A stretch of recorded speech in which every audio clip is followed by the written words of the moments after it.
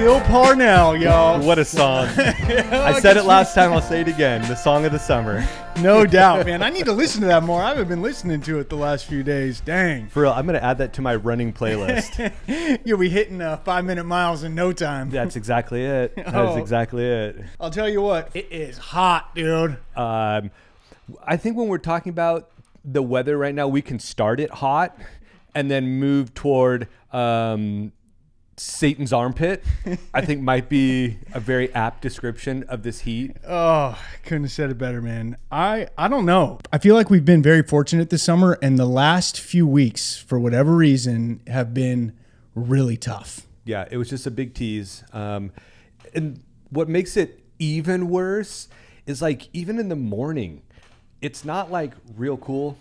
It's kind of humid. So even if you're getting those morning runs like we did this last weekend, it was still like uncomfortable. Yeah. And I just have a hard time getting up and starting at 6 or 5:30 in the morning. Like, shout out to all these folks around town that are out there that early. You're doing it right. You're doing it 100% right. But I can't get my tail going that early. And yeah, this heat has just been so rough. And it's like for the rest of this week and into next week. So we don't get a reprieve for at least another week. Yeah, gosh. Can't wait for it to start cooling down again. There have been some notes going on here in the community. We've got a new pavement at least. Holy smokes, do we?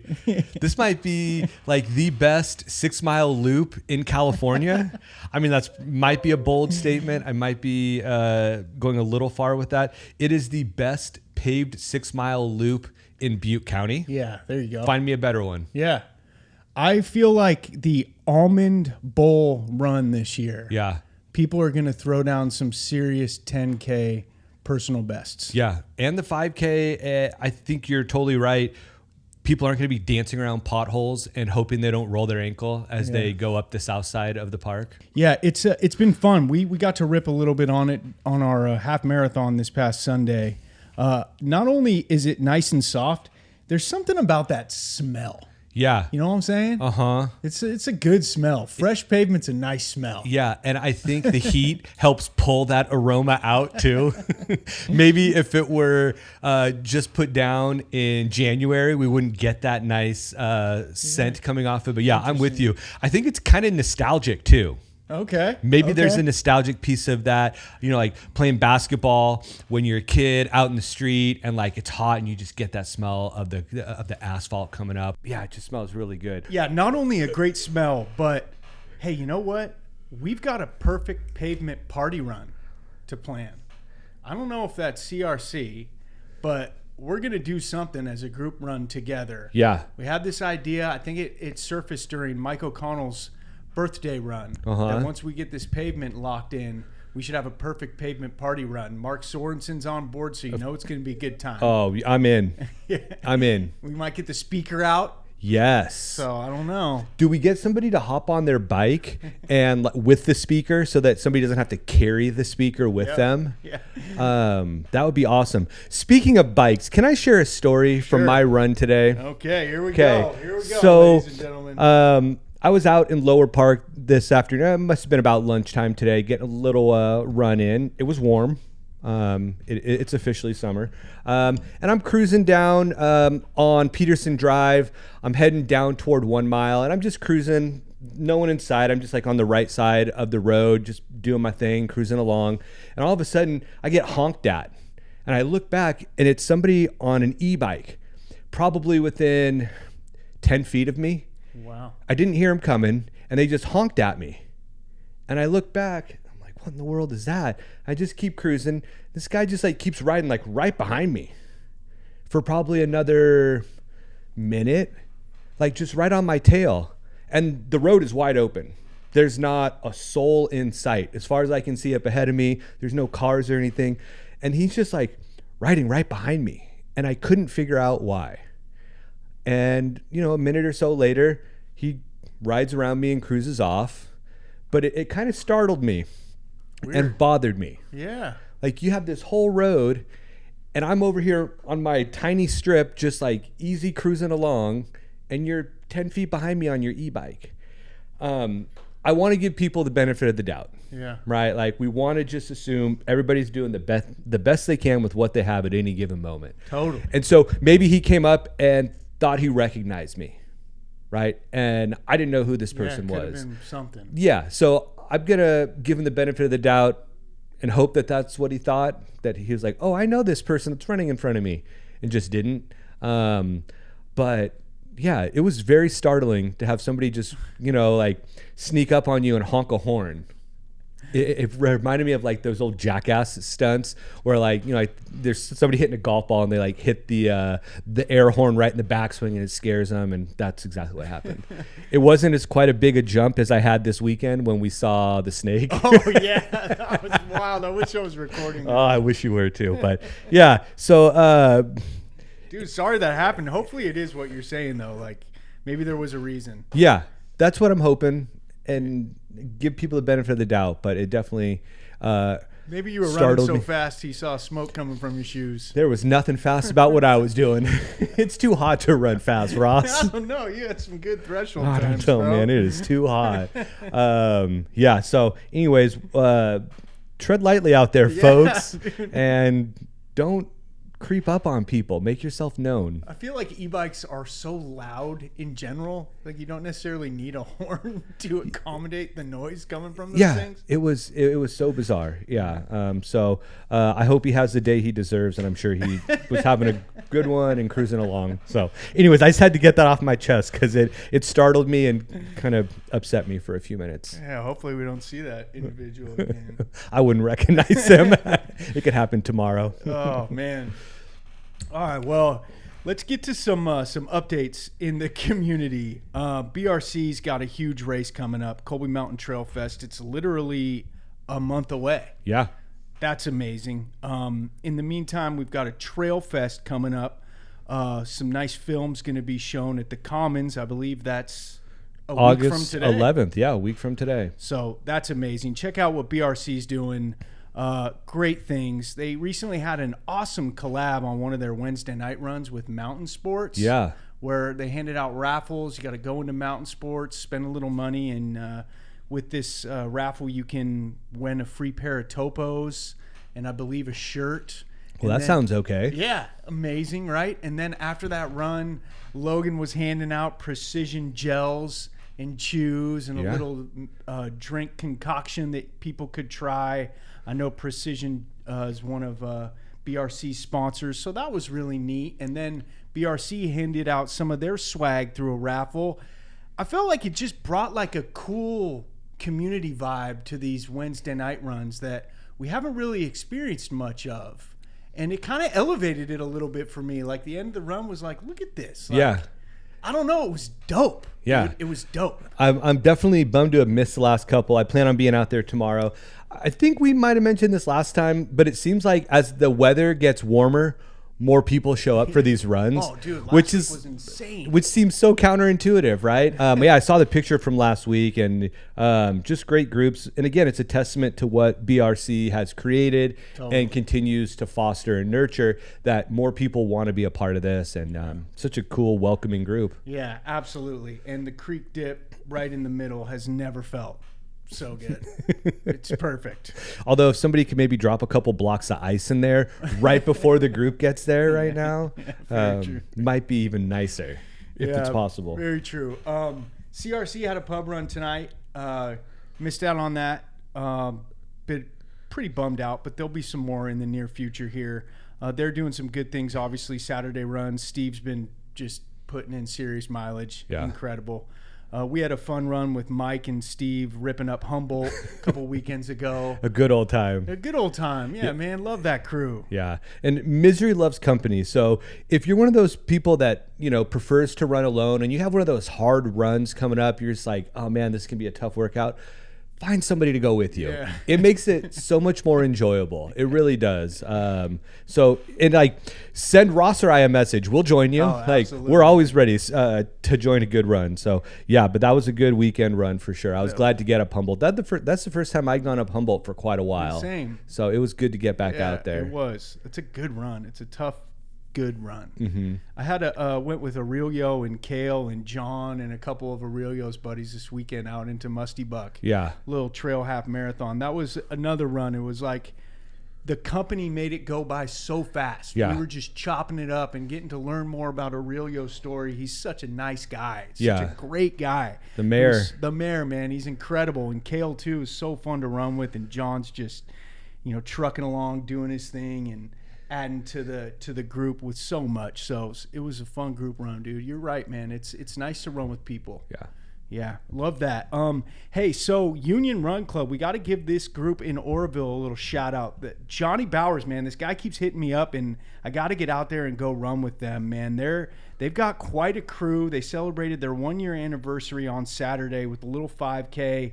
Again, this gentleman, Johnny's really nice. He sends nice social media messages. He's all about community. He's grown this run club down in Oroville, the Union Run Club. A few of them come run with some Fleet Feet events. They did a few of them did the Global Running Day 5K with Fleet Feet. So just, Johnny, we're thinking about you, man. We see what you're doing, dude. And big tipping our cap to you, man. What you started, what you got going on there is awesome. Do we need to bring Johnny to the pod studio that. Learn more about what Union Run Club's doing? Yeah, I think that's a good idea. They do a really cool Wednesday night run, sunset at the dam. They run for like 3 miles at 8:15 now, and do some of the shots on social media. They're popping up. Looks like a beautiful run. The sunset, and they're on the dam.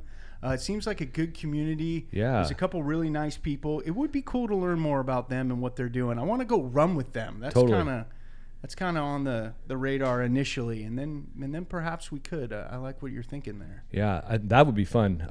That would be so much fun. It's cool too to see these run clubs popping up all over the place. Yeah, there's one in Orland too. Really? With a gentleman by the name of Braden Schumann. He was an amazing wrestler. Okay. Back when I was working for the news. He's a younger cat, great football player too. Uh-huh. He started up a run club, and they're intense, dude. They're going running, and then they're doing football stuff because they're football players. So they put on the boxing gloves and they start boxing each other. Wow. And they're doing backflips and run around and dude, having a good old time. But their social media videos are hilarious. First rule of Orland Run Club is you don't talk about Orland Run Club. I love it. Yeah.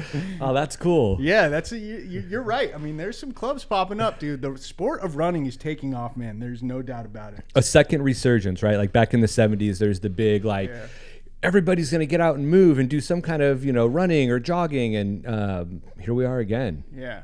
Getting back in touch with being a kid and having fun outside. That's right. And if you do a Fleet Feet Ultra Trail demo, and speaking of being a kid, you need to have a squirt gun, right, Pete? That was a blast. That was a blast. I think we got to shout out Kim.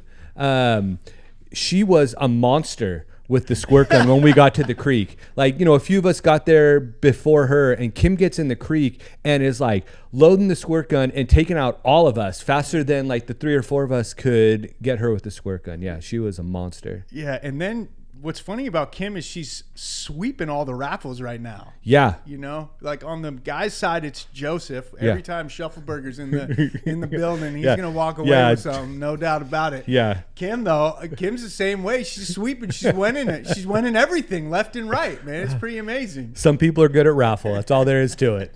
Some people are good at raffle. Some people are blessed. Some people got that good karma going. Hey, I got a question for you. Uh-oh. What is your run streak at now? Oh, man, since the start of last year, every day. So since the start of 2025. So we haven't missed a day. What are we at, 500 days? Something like that. Something 549. 549 foolish days, Pete. That's where we're at. I wouldn't call them foolish. I'd call it time well spent. Yeah, it's been nice. It's been fun. It's a grind right now, man. It's hot. Yeah. Some of the days it's tough. Well, this is where the mental side really takes over, right? Or you're building that mental discipline where physically you can go run 4 or 5 miles any day. Like that's not asking too much, but it's staying in it mentally in this awful heat where it's so like, true. Oh, I got to drag myself out after a long day of work to go out and run 5 miles when it's 109. Yeah. That's tough. So this is all just equity for later, right? Yeah. For when you hit those tough stretches and races or training blocks where you can do this stuff. Yeah, I've been drawing on some inspiration from Katie Crane lately. Mm-hmm. One thing that she talks about is, do your back-to-back double-digit mile days on the weekend, so back-to-back long runs on Saturday and Sunday, and then she fires right into the next week with a tough speed workout on Monday. Yeah. So I've been trying to do that a little bit. It's hard. This past Monday was really tough because I did a half marathon on the trail Saturday and then with you on the roads. Yeah. And then just trying to run the last 2 miles of a 10K at a decent pace yesterday took a lot out of me. Yeah. When we finished our run on Sunday, I made a comment to you and I got to thinking about it more, and, talking about your streak kind of leads right into this, but think back to, day one of this run streak that you're currently in, and how at that point going out and running a half marathon at the pace that we were running the other day would have been like a relatively big ask.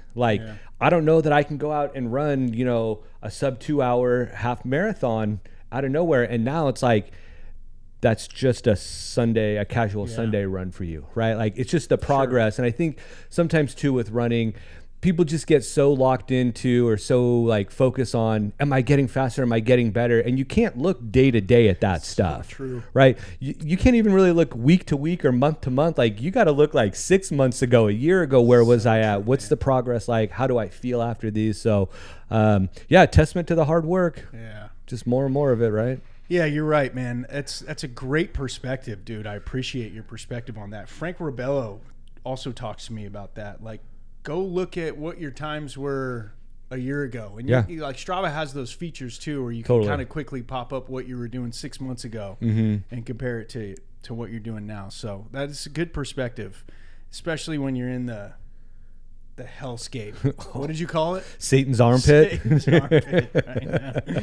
Oh. Certainly what it feels like. Hey, real quick. The community's been crushing, dude. We got a couple big finishes to talk about before we get into an amazing guest who knows all about the grind and has really put together some incredible runs. Such a stud. We're really excited to talk with him, and we'll get to that in just a moment. But first, we want to celebrate the crew real quick. Nimei is a hell of a guy. Superfly smashed a 2:47 at the San Francisco Marathon, one of the best performances from the community this year. That's a tough course with big hills. It's just a huge statement, man. And Nimei is that guy. Yeah. And it doesn't ever look hard. Right? We talk about some people he's a natural. He really is. I think that finish was 29th overall. Yeah, isn't that crazy? That's bro? Insane. Dude. That is absolutely insane, especially for San Francisco, which is it's not a small marathon. That's a pretty sizable race. And I did see some videos from it. I guess there's one awful hill that was just eating people up. Yeah. And it apparently didn't affect him very much. No. He's like a puma, dude. He's just smashing. Yeah. Yeah, he is. He's something else. Really impressive. He had a slick tank top too. Yeah, he did. That's a tease for you. Yep. How about Logan Slack? Rodeo Valley 50K this past weekend in the Marin Headlands. Yep. The dude ran it in sub 5 hours. It had 6,000 feet of elevation gain. Yep. 6th overall, 3rd in his age group. That is really... To do a 50K in sub 5 with 6,000 feet of elevation gain is insane. Yeah, good for him. Yeah. He pops up at the Wednesday night runs from time to time. He is. And he's a massive guy too. He's a big dude. Yeah, dude. So shout out Logan. Great work out there. At some point, I got to get to the Marin Headlands and check that trail system out, because I know our guest today has been out there a little bit. Yeah. A lot of guys in the community and ladies in the community have been out there running various races and just doing their thing. So we need to put that on the to-do list. Yeah, let's go right now to get some fresh, cool air. It sounds about 30 degrees cooler there. I will take that. Oh, that sounds so nice. Hey, California Travis and Maddy ran the Point Mariah Trail Marathon this past weekend. A gorgeous ambitious but demanding course, strong, gritty finishes from both of them.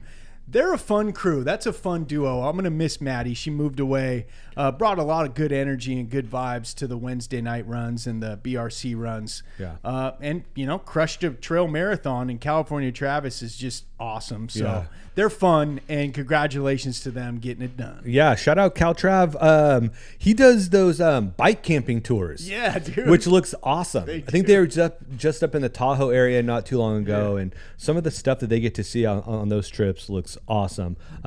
If I had any cycling ability, that would be on my list of to do for sure. Yeah, he's always into things, it seems like. He seems like he's got a lot going on. Definitely. This weekend he's over here biking there. The next weekend he's running over here. And he was a big instrumental force in collaborating with Mountain Sports for BRC to help arrange that this past week. So Caltrav's doing some things. Yeah, and if I recall, he might have known the person that coordinated the Wacky Snacky. Right? He like knew someone involved with all that stuff to kind of spread the word. Pretty cool. I haven't thought about the Wacky Snacky in a while. Good memories.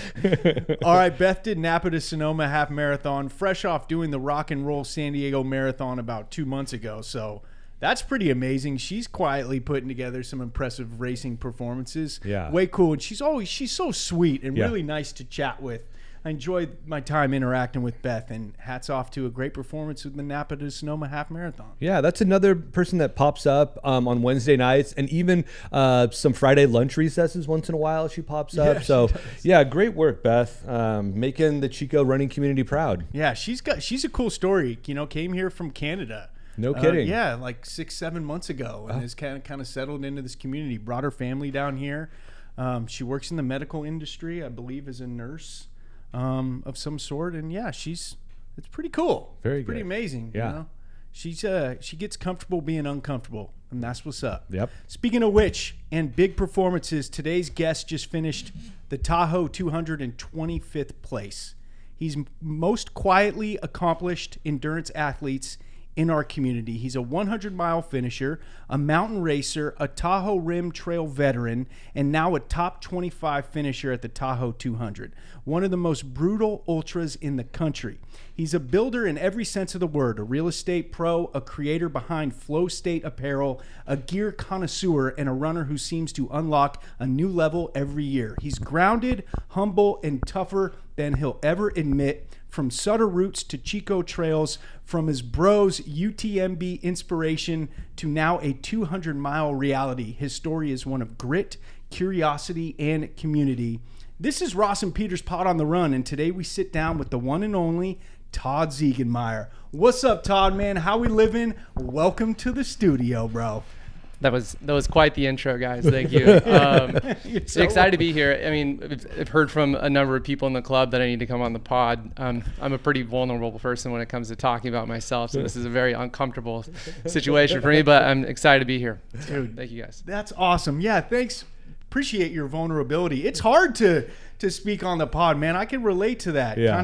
Kind of putting yourself out there, dude. So, and you're right. I mean, I feel like I've had at least 5 people come up to me on Wednesday night runs and be like, when are you going to have Todd on the podcast? Yeah. We got to hear his story. So people want to learn more about Tahoe 200. And specifically, Matt Bonner has been like, dude, you got to talk to Todd. You got to talk to Todd. So we got to give the people that's what want. I was just going to say. We're giving them what they want. Yeah. Well, hey, before we get into sort of my story, I just want to acknowledge something. I love that you guys start each episode sort of recognizing the community, recognizing the people that are doing challenging things outside of their work lives or outside their families. I have a lot of respect for people who are willing to commit to something difficult like that, and they should all be proud of their accomplishments. So kudos to them. Yeah. I'm a huge advocate for having something in your life that challenges you outside of work, primarily because we spend so much of our lives focused on things we can't control. It could be politics, it could be work, it could be family dynamics or unexpected setbacks. But having a hobby or a meaningful goal gives you something you can control. And that the effort you put in is reflected in the progress you make. And there's no greater feeling than completing a hard task that you signed up for yourself. So to all the, I guess, listeners out there, find something that's hard, stick with it long enough to see yourself improve. Yeah. Dude, mic drop. Yeah. Bro. Yeah. Come on. Yeah, for real. This is amazing. Yeah, dude. we're just a couple goofballs talking about, being pissed off at e-bikers coming up on us, and Todd comes in with some real thoughts, dude. Swinging out the gates, dude. Oh. That's how the Ziegenmeyers roll. That is That's right. amazing. Yeah. Todd. Oh man, that's so cool. Yeah, man, we are super glad that you're here, and thanks for the acknowledging that we're trying to give everybody their flowers, because ultimately we don't have these conversations if we're not involved in the running community in Chico, right? Point, yeah. That's what this is. This is a vehicle for us to talk about what inspires us, what keeps us coming back. So, what you said ties directly into our mission of let's do things that are challenging, that fulfill us in other ways, and things that we can control. Yeah. Love it, guys. Yeah. Love what you're doing. Okay, so let's start with the origin story. Oh boy. Yeah. Sutter. Growing up in Sutter. Sports, community, small town grit. I've been to Sutter a few times. It's a nice place. You got the buttes right there. Obviously, sports and athletics are a big focal point in that community. Yep. I brought this up with Logan, tri-tip. Right. Booster Club, try to. Yeah. Booster, Nice. that's Club, right. Booster Club oh, tri-tip. great call. So, what was it like growing up in Sutter, Todd? It's a small town, like you said, where every kid plays every sport when you're growing up. I know that's changed a lot now, where kids get sort of siloed into playing one sport. But when I was growing up, it was incumbent upon you to play and immerse yourself into a variety of different sports. It's how you learn to work with different people from different backgrounds, learn to work as a team in different settings. So I value that sort of upbringing in Sutter, and the community of Sutter is really tight knit. 4,000 people in the town. It's very small, very much dissimilar to Chico, but similar in some aspects.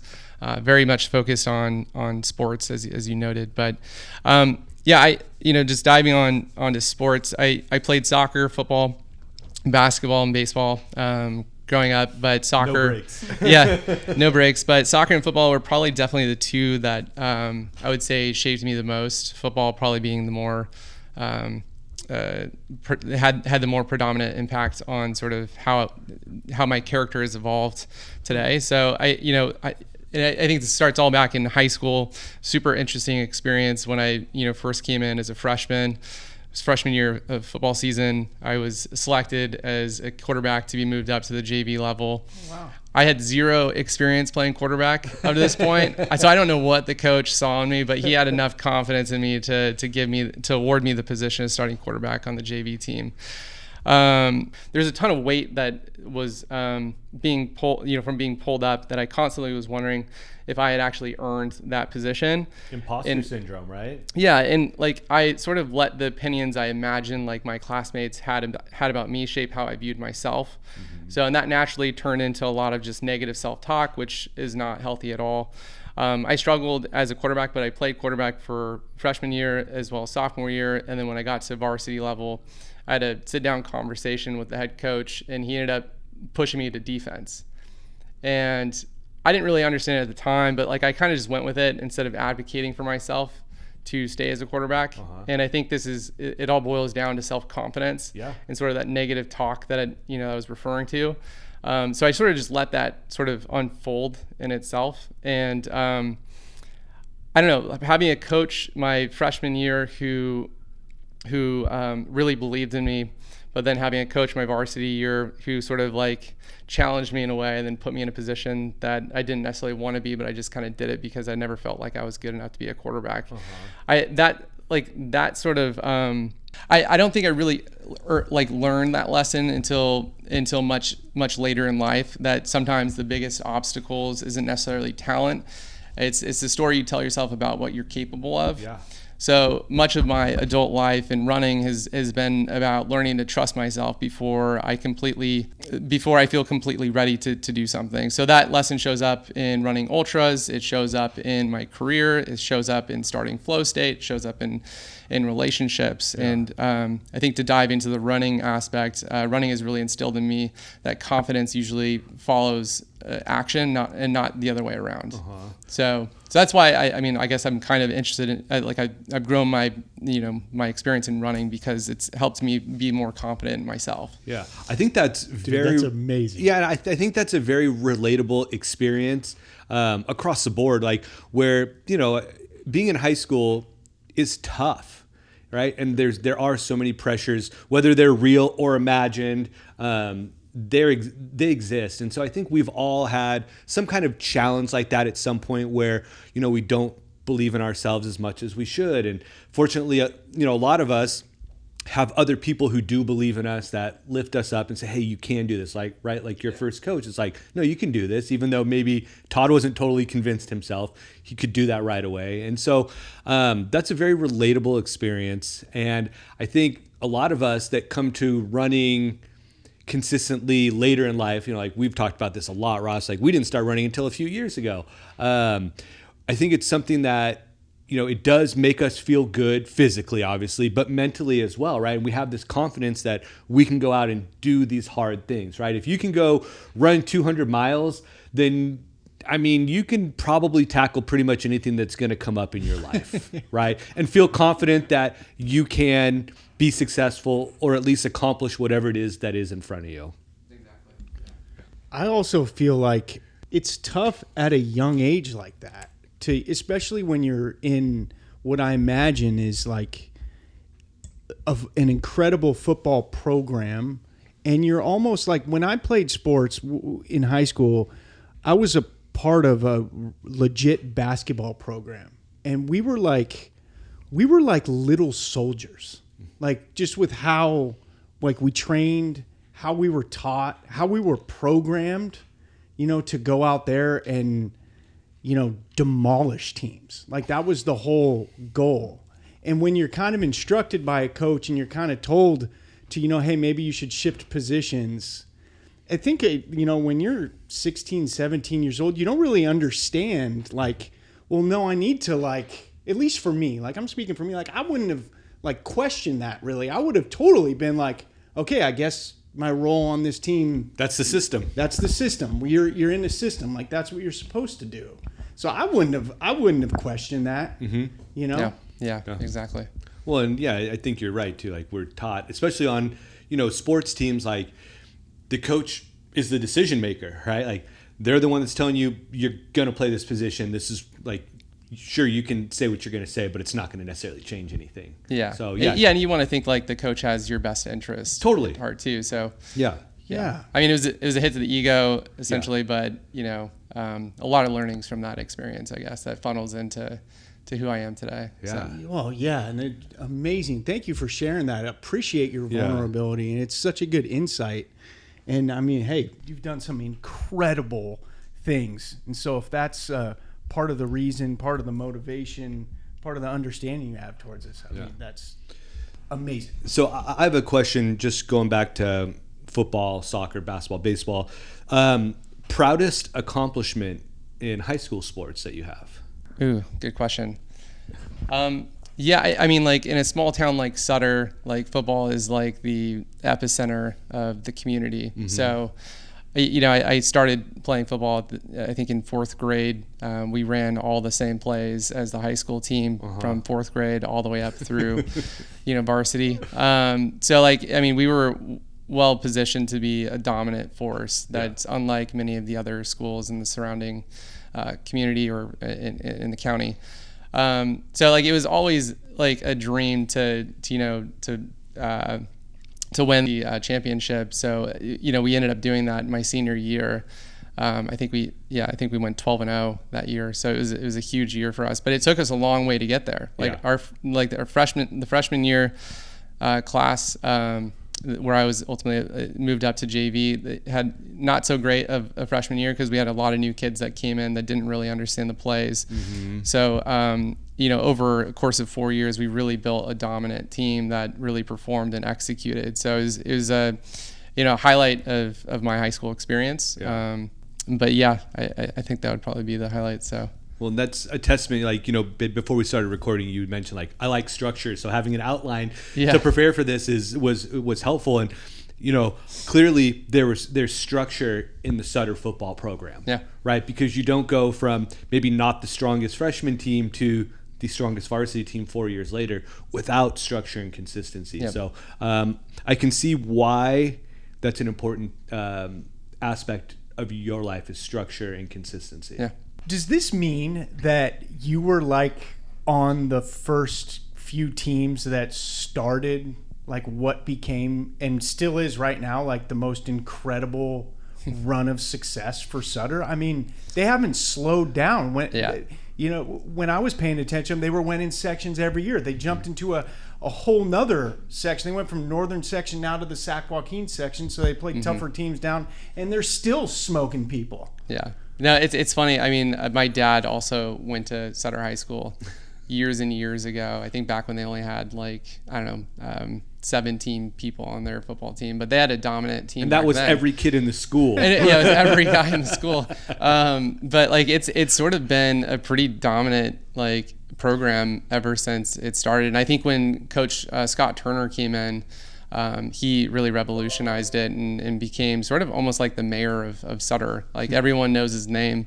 He managed such a great program from Pop Warner all the way up through, Sutter High School football sports. So there was a year that some sports writer or some author, there's like a chapter on Sutter football, and it's pretty incredible. Yeah. Yeah. I'll check that out. A funny story though, I'm a country guy, so I went to Morgan Wallen's performance last July or August it was, and Morgan Wallen put up on his projector in the stadium a picture of the Sutter High School football field with the Sutter Buttes in the background. I don't know how he discovered this photo, but he somehow pulled it off the internet, and it became his staple picture that went up in every stadium that he performed in the year 2025. It was the coolest thing ever. Yeah, what a trip. Yeah. So I found the book. There you go. It appears to be called The 80-Yard Run. Yeah, 20-week coast-to-coast quest for the heart of high school football. Yeah. And Sutter Huskies have a chapter entitled Making a Statement. Yeah, it's pretty amazing. That is. Okay. Thank you, Internet. So what position did you play in soccer? Oh, I was a left flank because I'm a left-footed guy. So interesting. The team just wanted to take advantage of that and make me run up and down the field. But yeah.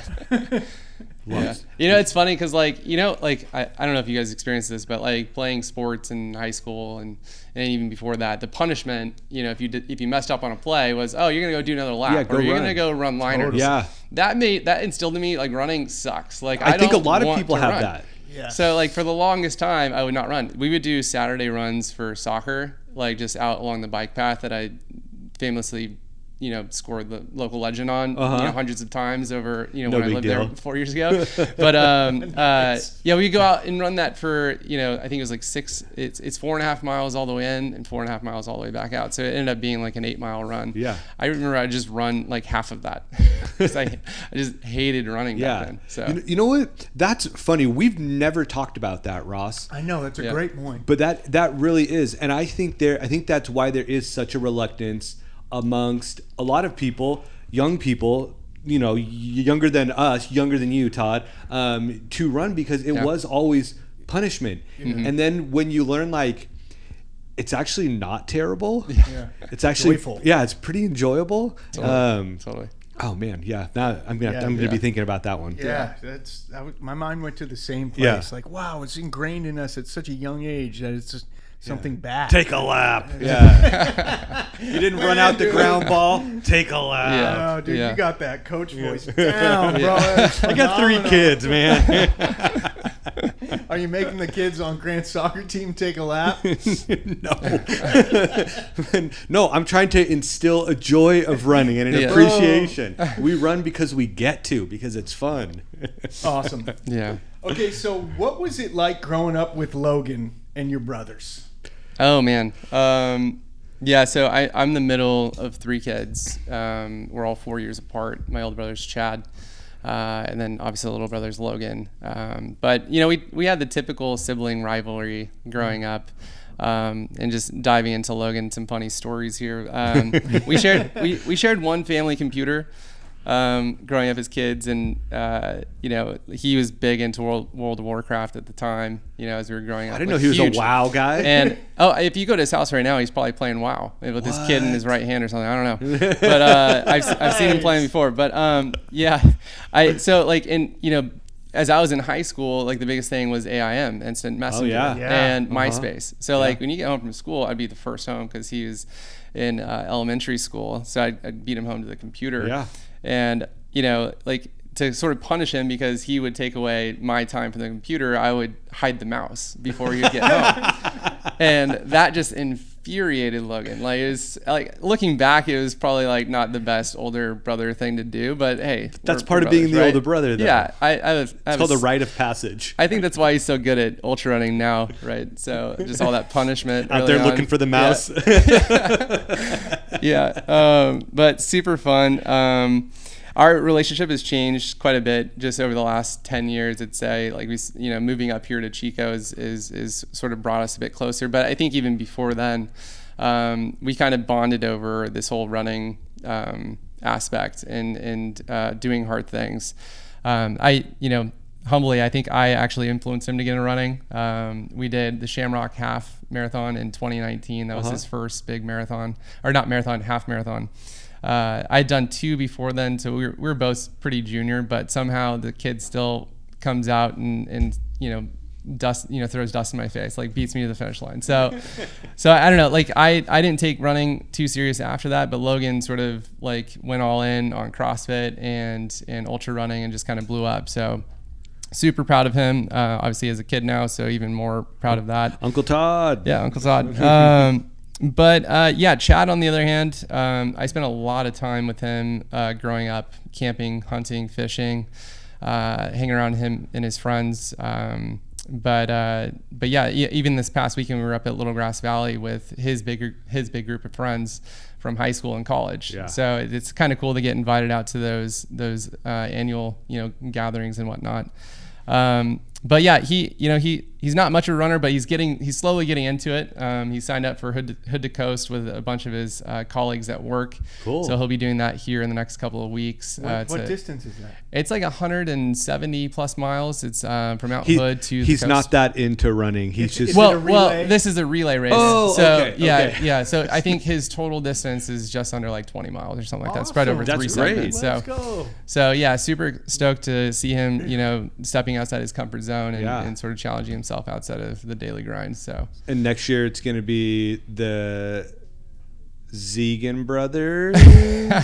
We'll see. A Ziegen relay, Ziegenmeyer. That's cool. Yeah. It's cool to learn a little bit more about Chad. I feel like, he's come up here and ran a couple of times just with me, but we're trying to get him out there a bit more. So pretty cool, man. But peer pressure. This is positive peer pressure. Yeah, I know, right? Yeah. The peer pressure is strong up here in Chico, specifically Bidwell Run Club. Yeah. Yeah, Frank and I talk about that quite a bit, actually. It's a good peer pressure, though. It is, right? It is. You're doing healthy things with a great group of people. Totally. Could be a lot worse. Yeah, exactly. So you mentioned that you got invited and went and hung out with Chad and his buddies doing some cool outdoorsy things. Has that always been a part of the Ziegenmeyers, growing up, your childhood? Did you spend a lot of time camping, maybe hunting or doing some fun stuff like that? Yeah. One thing I also appreciate being in Sutter is you're so close to the outdoors. My dad, raised us as hunters. We went out almost every weekend during the fall season to go duck hunting, or we were out pheasant hunting or doing something. So I mean, and it's a grind to get up early in the morning to go duck hunting out in the middle of the cold, and it's raining and it's wet. Honestly, it's harder than getting up to go run 6 miles or something like that. It's tough, but the reward is pretty awesome when you come home with a full bag of ducks or something like that. But cool. We spent a lot of time in the outdoors, a lot of camping. My parents drove us up through Oregon, Washington, across Idaho, all over to Wyoming, where my grandparents were managing a campsite for a period of time. So yeah, we've done a lot of road trips and camping and stuff, which is fun. Can you imagine? Sounds fun. The 3 Ziegenmeyer brothers in the back of the truck. Oh, dude. No, it was a van. Oh, a van. We had a van. In the back of the van. Yeah. Just destroying each other. And Mom, Pa Ziegenmeyer up in front, cut it out or I'm turning this van around. Yeah. Oh, dude, to level it up though, we had this small like box TV and we had an inverter that we plugged into the cigarette lighter so we could power the TV, and we would bring our N64 or Xbox and play video games on the way out to That's to how they Wyoming. kept you under control. Yeah. until Logan lost and got Yeah. pissed at his older brothers, and then it turned into an all-out brawl in the back of the minivan. Yeah. I don't know how my mom lived through all that, but she did. She made it out. That's awesome. That's so good, fun. dude. Oh, that is the best. That is the best, man. You're bringing up like some memories of my childhood going on road trips like that. Where was your favorite place to camp, real quick? Or like just a good, I don't know, memory that comes to mind of a great location? Yeah. Man, we went to Fort Bragg quite a bit. Fort Bragg's become like a really favorite spot of mine. Yeah. We'd go to Green Acres before what it is today. It used to just be like, you know, a bunch of mobile trailers hanging out. It was pretty rednecky. But they've done a lot of work to make it really nice. And there's now a path that goes all the way out to the ocean from the back of the campsite. But it's a really unique place. It's on the north side of Fort Bragg, maybe about like 5-10 minute drive north. But it's kind of tucked away. We used to go out abalone diving quite a bit out there every year. A big group of us, but they've since outlawed abalone diving off the coast of Fort Bragg. Yeah. So I love Fort Bragg. My brother used to live in Fort Bragg. It was so fun to go visit him out there. It's such a nice little quiet community town, and you kind of feel like you're in this special place because you go through the windies to get there, you know. It's like, and then you come out there. Yeah, exactly. And all of a sudden you're like, wow, where is this? I'm in this like secluded paradise almost. Yeah. Like, yeah, it's sweet. yeah, it's a pretty surreal experience. Awesome. Well, hey, let's shift into the running history here. Getting prepared for the show, I kind of, went into doing a little research, and this is probably just me, but I was under the impression that some of the recent runs you've done were some of your first endeavors into ultra running, if you will. But we came across some incredible results, and you can correct us if we're wrong here, but we know you did the Tahoe 200 and finished 25th, which is absolutely elite status. Paiute Meadows 50K earlier this year. Fresh off the big Alta 100K earlier this year. You did the Canyons 100 in 2025, the Formidable 50K in 2025, the Tahoe Rim Trail 100 in 2024, Lake Sonoma 50 in 2024, the Marin Ultra Challenge 50K in 2024, and the Broken Arrow 46K in 2023. Did you, in fact, do all of those? Yeah, I think you're missing some of the marathons, but yeah. I love it. Throw it down. No big deal. What marathons? Just CIM. I did CIM 4 years in a row. Had 2 good years and 2 that just were not so great. But you finished, so they were great. Yeah, I mean, my motto is like, if you're gonna set yourself on the task, you better finish it. So there's no way I was gonna DNF Tahoe 200 as an example. So. Yeah. Well, shame on me for thinking that you were new to the sport. I don't know why. I'm still new, thought Ross. that. I'm still new. Okay, I like your style. I like that thought process. I like that perspective. Yeah. But still, it's an amazing lineup of accomplishments. In a very short time. Yeah. Especially 2026, if you look at a 200 mile, a 50K, 100K, like all within, I don't know. Well, we're only in the 9th month of the year. So that's in the first 8 months of the year to put in those kinds of races. And like, you don't just happen to run 200 miles, like all the training, obviously. So I would imagine that like the big picture for all of this was like the big Alta and 50K were like preparations ultimately for the 200 miler, but also the miles in between. Like, that's an insane amount of work in the first 8.5 months of the year. Yeah, the big Alta 100K was kind of a stretch to start the year off because I was not training for that at all. I remember, I think Logan even was saying, he's like, dude, your training has not been up to par for this 100K, because it was an aggressive run. I mean, it was the debut for their 100K, point to point race from the Golden Gate Bridge all the way to Marin. So you hit all 3 major peaks in the Marin headlands. Pretty cool, iconic, but very challenging. So that's like a big mental race then. If you're not physically where you would have liked to have been in training, to be able to power through that mentally, I mean, that's a massive accomplishment right there, and preparation to go suffer through 200 miles in Lake Tahoe. Yeah, I know. I think I was doing great up until like mile 48. I think the last 12 miles of that race that's where Bill Parnell passed me in the last mile. I was like, are you kidding me? But he's a different monster though. Yeah. Yeah, it like I was doing great. I set a new PR for my 50K during that race, even though it was sort of unexpected. Mm-hmm. But yeah, the last 12 miles of that race were just, I had to walk so much of it. My quads were completely shot. Yeah. I feel like Bill might have said something similar about his quads just being so beat up by the end of that race that he was hurting. Yeah, that climb out of from the beach up to Mount Tam is like a 4,000 foot climb over a pretty short distance. Oh. That wrecked me. Yeah. Yeah. Well, it's understandable. Didn't hold you back from moving on though. Yeah, no. Sure. It was a good eye opener for Tahoe 200. I think I had second thoughts about signing up for Tahoe 200 after that though. Yeah, but at that point you're pot committed, so you might as well just go for it. Yeah. Oh. Yeah. Hey, when did running click for you?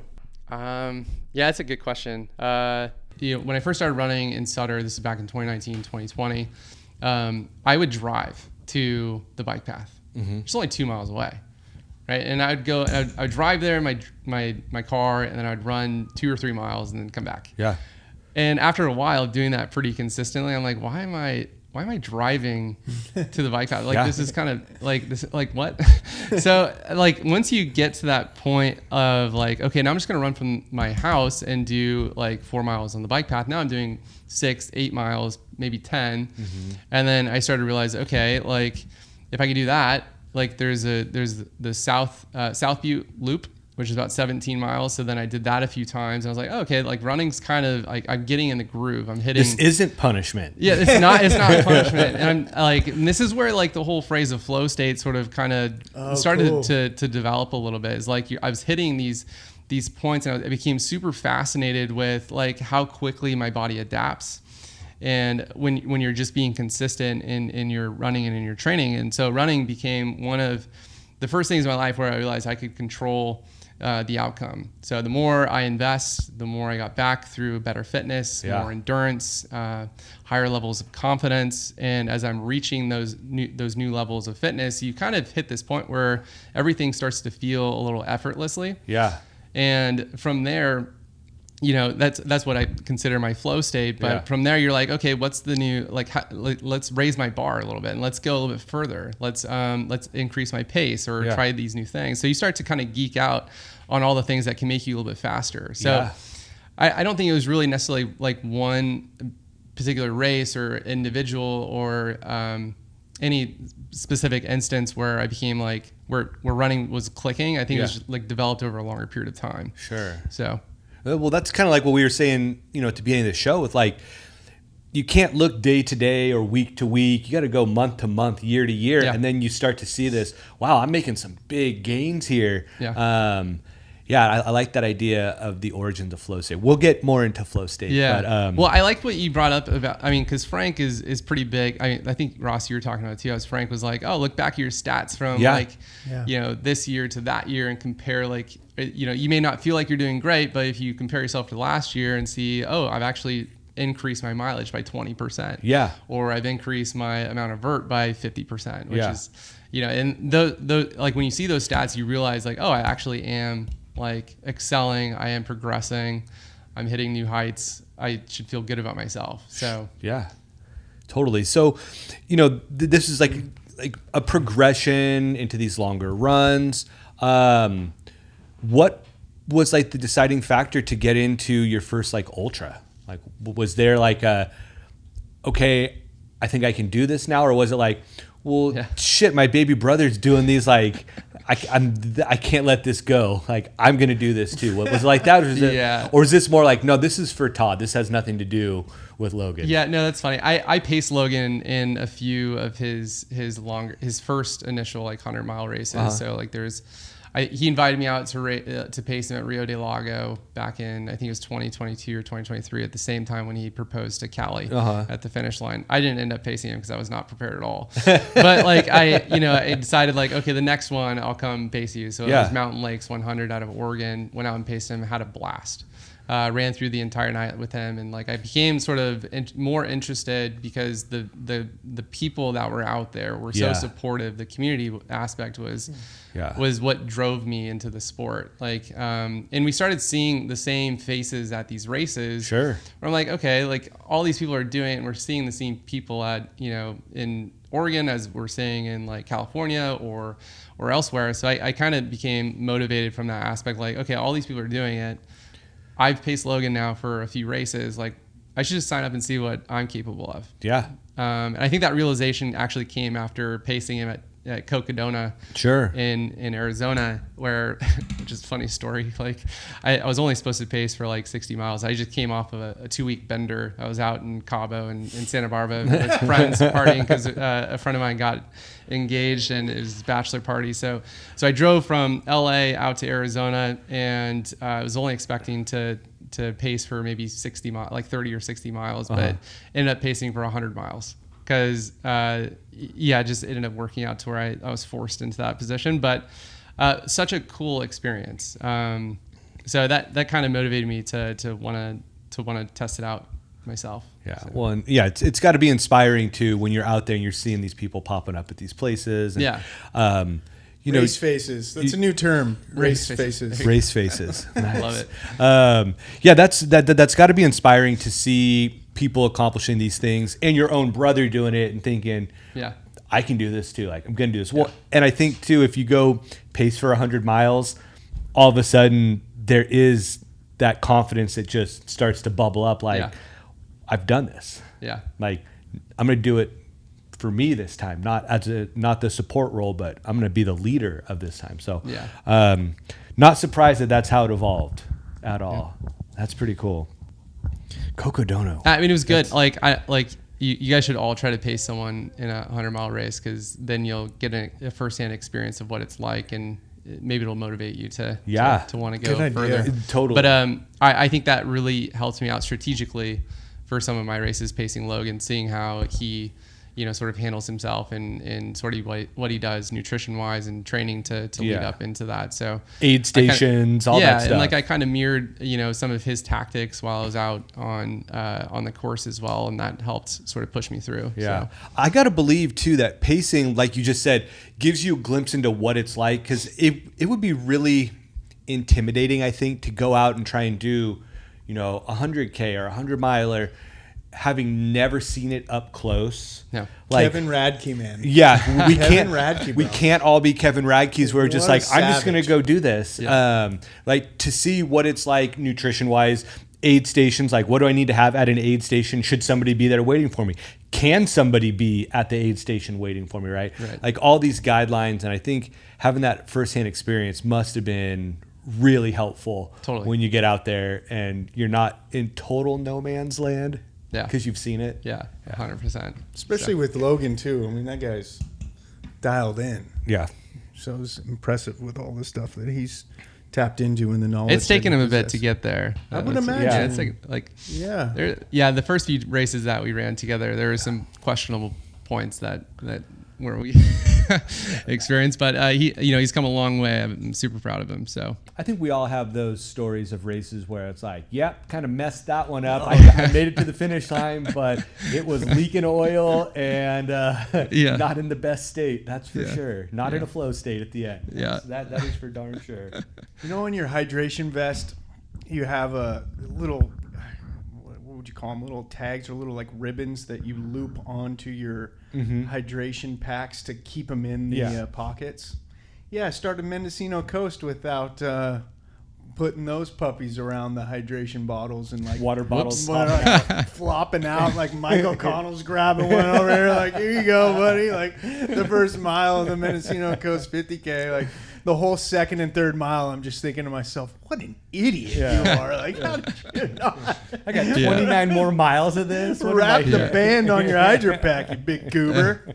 Well, have you learned the tactics? Like, you're going to suck all the air out of your flask. Yeah. So you avoid the sloshing. That took me the longest time to figure out. I'm like, I don't know how you get these things from sloshing around. Oh, just suck the air out. That was a recent epiphany to me. And I mentioned it to my wife, and she goes, yeah, no kidding. I haven't been doing that. It's good stuff. Hey, so recently you moved up to Chico. What prompted the move, and where'd you come from? I was down in San Francisco for about 8 years. Less than that. I guess it was more like 6. From about 2014 to 2020, when the pandemic sort of came through and everyone went remote working after that. So in 2020, I ended up moving back to Sutter, bought a house next to my parents, and spent quite a bit of time fixing that up. And it was never meant to be like a place for me to stay forever, because being a single guy in a town of 3,000 people where it's predominantly high school kids, you can imagine the dating scene's not so great. So my goal was actually to move back to the Bay. Like I was planning to move back to the Bay, back to Walnut Creek, and I just got a job with Jones Lang LaSalle that supports Kaiser Permanente. They're our primary client, and when I got the job, I was expected to be in the office 2 or 3 times out of the week. Well, it turns out that's not the case. So I was like, well, there's no way I'm moving back to the Bay Area because it's not affordable. Yeah. One, all the trails are impacted. And to get anywhere, it's chaos. So I was like, well, the next best place and I can stay near family is Chico. Chico I always wanted to live in. I went to Butte College for a little bit before going to UC Santa Barbara. And I always enjoyed coming up to Chico on the weekends. And I'm like, well, you got a great park. You got a great, community of runners through the BRC club that the group has grown over the years. So like, why not move to Chico? It sounds like a great opportunity. So nice. I sort of pulled the trigger on a whim last November, just because I was kind of ready to make a move, and came on up and haven't looked back since. So it's been great. No, yeah, Our luck. And you said it, like, it's close enough to Sutter, so you've got family there. You've got Logan and Callie in town here, and yeah, it's a good setup. Yeah, good choice. Yeah. And we're glad you came. Thanks, buddy. Yeah, absolutely. Let's go. Okay, time to get into the Tahoe 200 deep dive. We got to get into the heart of this episode. We've talked a little bit about kind of stretching out the distance and getting comfortable being uncomfortable. Going into this run, man, what scared you the most? DNFing and losing out on the $2,000 investment I put into race registration fees. Wow, I think that was probably like what freaked me out the most. But I suppose that was probably $2,000. It's a big investment to get into those longer races. So yeah. Wow, that's a little bit different than the jackpot mile. Yeah, in Lower Bidwell, a little bit different. So, and maybe this is not even worth talking about. So, a $2,000 you're all in. That is that just like the fees for the race itself? Like you cut them a check for $2,000. Yeah. So I would imagine that's obviously for permitting that they have to get to be able to use all these trails in Tahoe, because I mean, it is Tahoe. It's not easy to get permits for stuff anyways. Yep. It's got to be for general race stuff, right? All of the preparation that goes into that behind the scenes, not permitting, but people, equipment that they might need. That's insane. So, wow.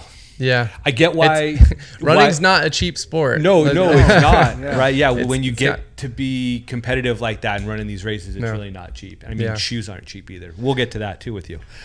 What about what excited you? Yeah.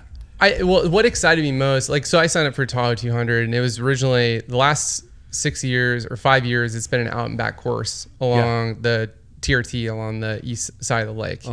And Candace is in her team. Candace Burt, who owns Destinations Trail, she's been working with her team to get the permits to do the re-loop, or the loop the original loop around the entire lake for the longest time.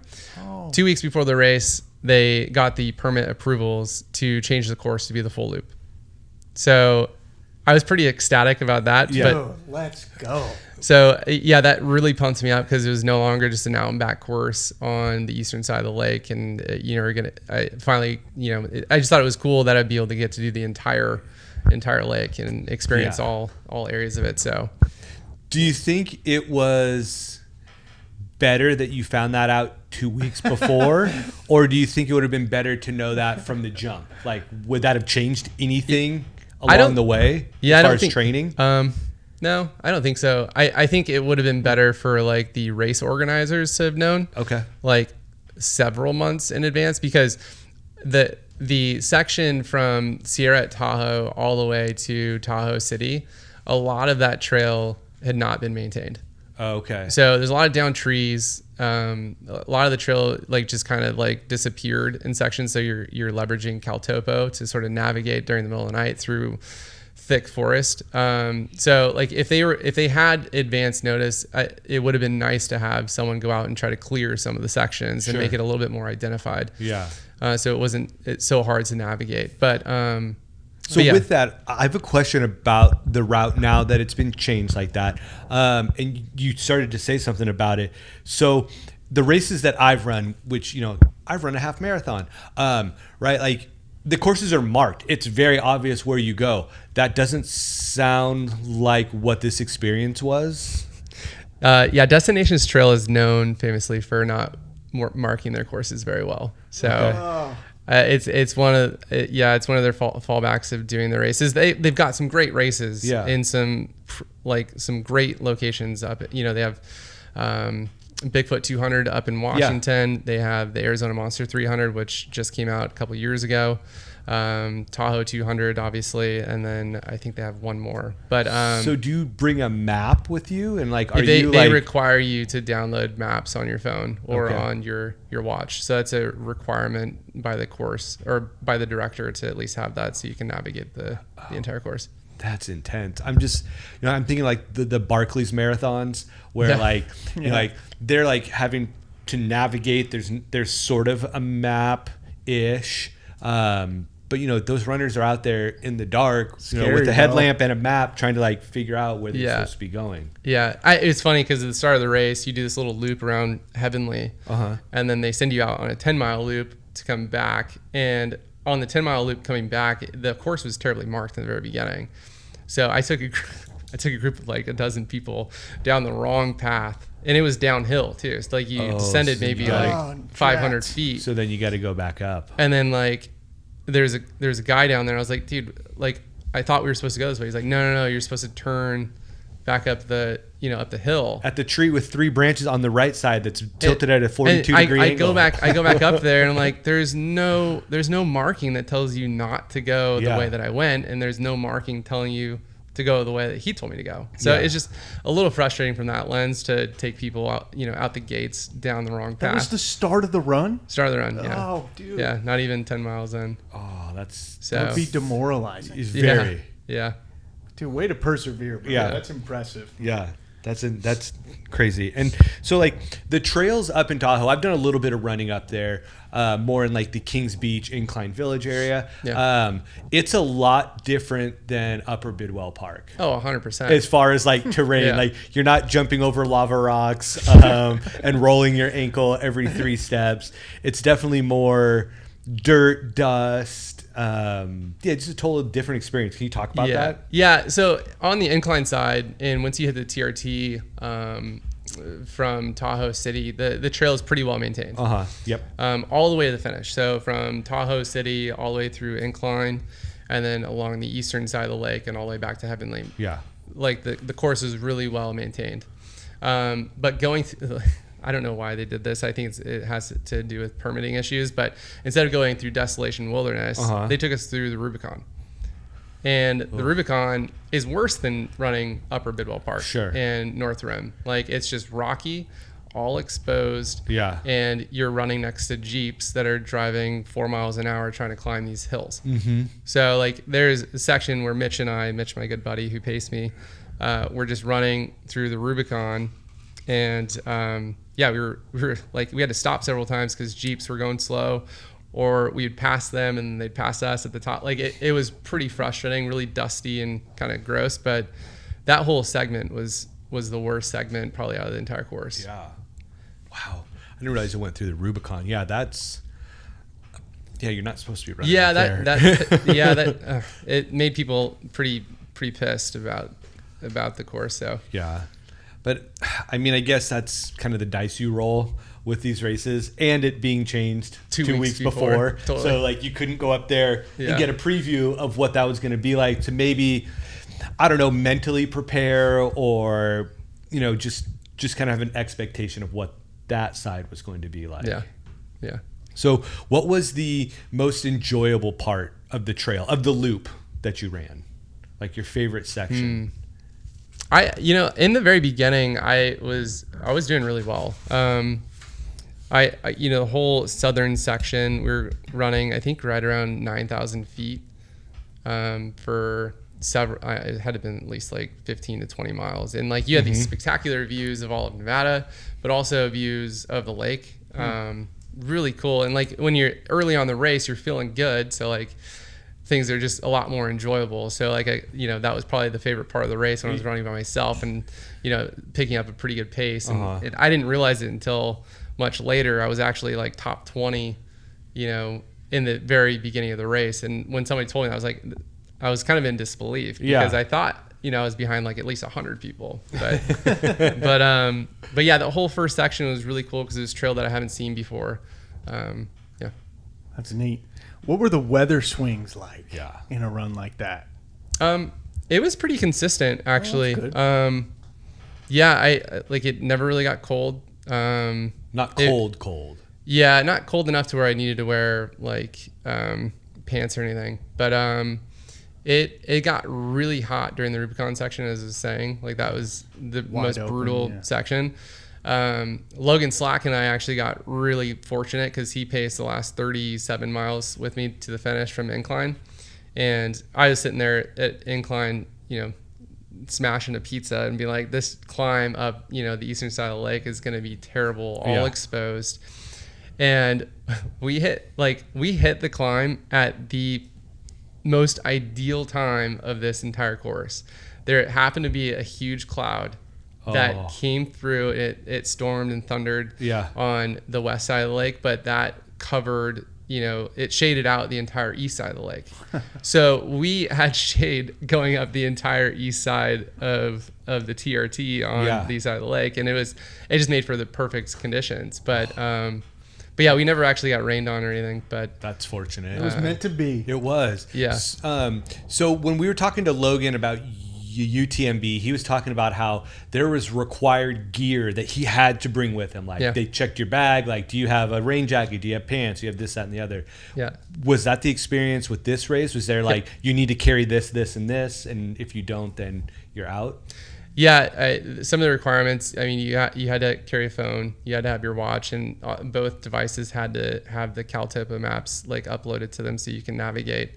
You had to carry a light with additional batteries. You had to carry so much carbs and calories on you at a time. I think it was like 500 calories that you had to carry on you at all times. And then you had to carry a hat, a buff, gloves, pants that were supposedly they're supposed to be like water repellent or water resistant, and then a jacket as well. So my pack ended up being, I think, close to like 18 pounds. Wow. The entire course. It was a heavy pack. Yeah, that's kind of brutal to carry that much stuff. Yeah. Were you allowed to have things at the aid stations? Like, did you have drop bags so you could add stuff or leave stuff if it wasn't what you needed? Yeah. So there was a certain amount of, aid stations where the crew could access. I gave them specific drop bags that had labels on them like, hey, if we hit this section during the night, I want like my BPN mix that came with caffeine. Yeah. Or, it was precision gels and precision carbs that I would take if it was during the day.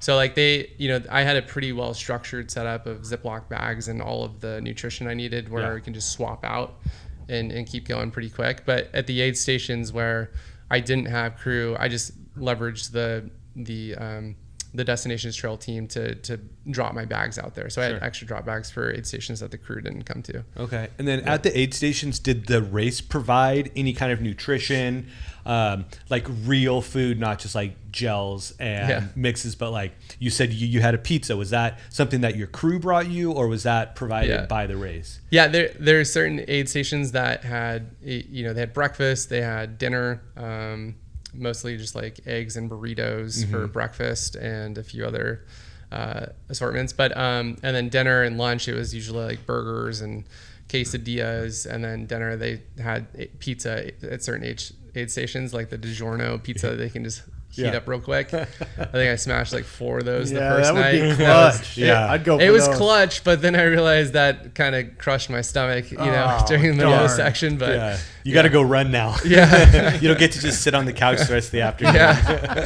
Yeah. Sounds like that out of the food selection though, that perhaps had the most carbs. It must Probably. have. It must have. It must have. Very interesting. And it didn't get cold in the middle of the night. No, I never really got cold. I mean, I wore my jacket a few times, but I never got like cold to the point where I was shivering That's awesome. What about wildlife? Yeah. Like I hear there's a bear story. Yeah. Oh yeah. I mean, we haven't touched on the crew that came, but we got to get there too. It's so we got a full segment dedicated to these legends, no doubt about it. A motley crew. Yeah, surprisingly, like not that much wildlife, to be honest with you. I mean, there's a few like encounters that are kind of funny. Peter Hansen, local legend here in Chico. No doubt. I somehow convinced him to come out and pace me for a section. We were originally going to have him do like 30 plus miles, but then we ended up making him do just like 18. But he paced me for a night section, and I had just come out of a sleep for like an hour and a half, and we went up the hill, and I got really tired as soon as we got to the top of the hill, and I was like, Peter, I need to lay down again. So we were looking for a spot to lay down. We thought we found a spot, and next thing you know, this bear starts like growling at us, and we're like, we couldn't see it because it was dark, and like you don't know where it's at, but it sounds like it's only 100 yards away. So it's like growling, like legit growling at us. So we were like, Peter starts freaking out, and I'm kind of delirious. Like, I don't care. I just want to lay down. But we ended up just like, huffing it out of there and finding a different spot to lay down. But yeah, that happened. And then Logan Slack and I, as we were climbing up the eastern side of the lake, I thought for sure what we saw was a pug. And I was like, dude, there's a pug out here in the middle of nowhere. Like, what is this pug doing? Because it had a small, like, curly tail. Yeah. And I'm like, it was probably like 300 yards away. And I'm like, dude, did someone like leave their dog on the trail? Like, what's going it's on? A pace dog. We get a little bit closer, and it turns its head, and it has whiskers. And I'm like, oh shit, that's a cat. I was like, oh, it's a bobcat. Oh, like, and it was a decent sized bobcat, and it kind of looked at us and then just jumped down the hill, and we never saw it again. That was kind of a surreal experience. Yeah, way cool. But, yeah, I might be more nervous about the bobcat than the bear personally. Yeah. That's intense. Yeah, the crew. So, we got to get to the crew. We should. But how about? So you mentioned you thought it was a pug. Yeah. Did you hallucinate it all a little bit during it? Could have been hallucinations. I don't know. Just seeing stuff. It's funny because I didn't really hallucinate that much. I mean, there's 2 sections where it got pretty bad. Yeah. There was a section I was running with Mitch Sanders, my good buddy, and we're going down this hill, and I'm like, we're looking at this waterfall, and I could have swore this waterfall was just shooting out the side of this mountain. I'm like, dude, sick. Mitch, are you seeing this waterfall? Like, this is absolutely like insane. This thing is like shooting out the side of the mountain. And he's like, bro, like it's just like trickling down the hill. Like, what are you talking about? I'm like, no, dude, it's shooting out the side of the mountain. But yeah, we kept running for a second. We passed an Australian guy that I'd been sort of like leapfrogging with for several miles. And I didn't realize it at the time, but like I was telling him about this waterfall. I was like, did you see that waterfall back there? And he's like, bro, no, like my ankle is like completely shattered. And I was like, oh, that sucks. And then I kept running. Saw him at the next aid station at Tahoe City, and the guy had like broken like some bones in his foot and his ankle, and like had to go get surgery. Oh, no. Had to drop from the race, but Wow. a complete savage Australian guy that just you know, Made it to the next aid station? Made it to the next aid station. I mean, it took him a few hours, but yeah, he comes into the aid station, and Frank and Peter can attest to this. He comes in and he's like, yeah, I think I got something wrong with my foot. And the medic comes out and she's like, hey, can I cut your shoe off? And he's like, sure, why not? Yeah. Just a casual Australian guy, Yeah. like gets his shoe cut off. And next thing you know, he's got this huge, like, you know, bruise on his ankle, and the lady ends up calling it, saying like, you need to drop. And Yeah. You can't go on. yeah, Wow. yeah. So so somewhere along the trail he spilled or something. Yeah, or like rolled just in. I think just before we had crossed him, after I saw the magical. Maybe he got hit by the magic. Maybe he got hit by the magical Yeah, exactly. waterfall and knocked him down.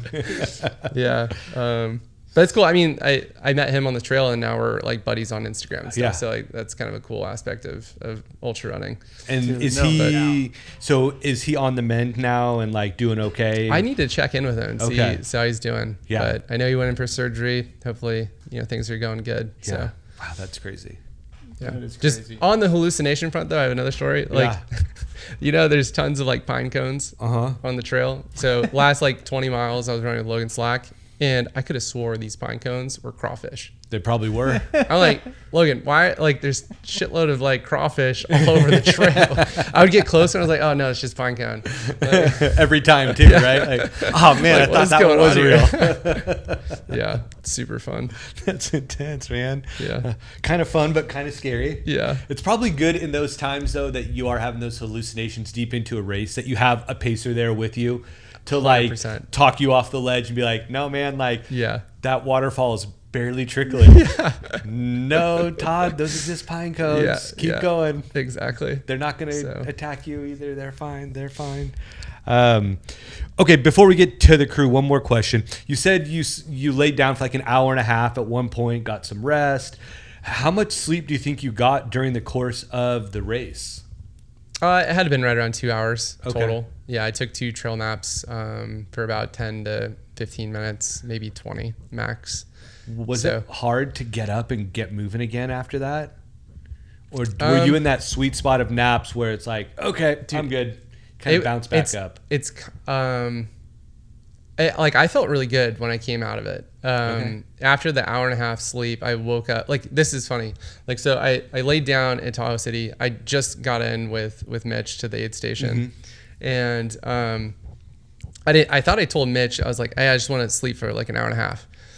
So I lay down. I didn't really talk to anyone, and like Frank and Annie and like Peter and Yeah. Joey and Matt are all there, and so I lay down on just a little yoga mat, and I completely pass out. And Frank later told me, he's like, dude, we didn't know when to wake you up. And Frank and Annie were the only 2 left there, and Yeah. Peter actually were the only 3 left there to like wake me up and get me back out on the course. Well, nobody wakes me up. I just kind of woke up like at precisely almost an hour and a half. I woke up, and I remember leaning over and asking Annie and Frank. I was like, how long have I been out? And they're like, oh, about an hour and a half. I was like, shh, it's time to go. Perfect. So like The internal clock was working. Yeah. Wow, that's pretty fortunate. Yeah. I could have been there for a lot longer. Yeah, 4 or 5 hours. It's Yeah. out cold after putting in 100 plus miles. Yeah. Which would have been understandable. Yeah. Okay, so you mentioned the crew. Who was the crew? Yeah. So like I mentioned at the beginning of the conversation, like Bidwell Run Club has been a huge benefit for me as moving into a new city. Like, it's been like almost instant friends. Yeah.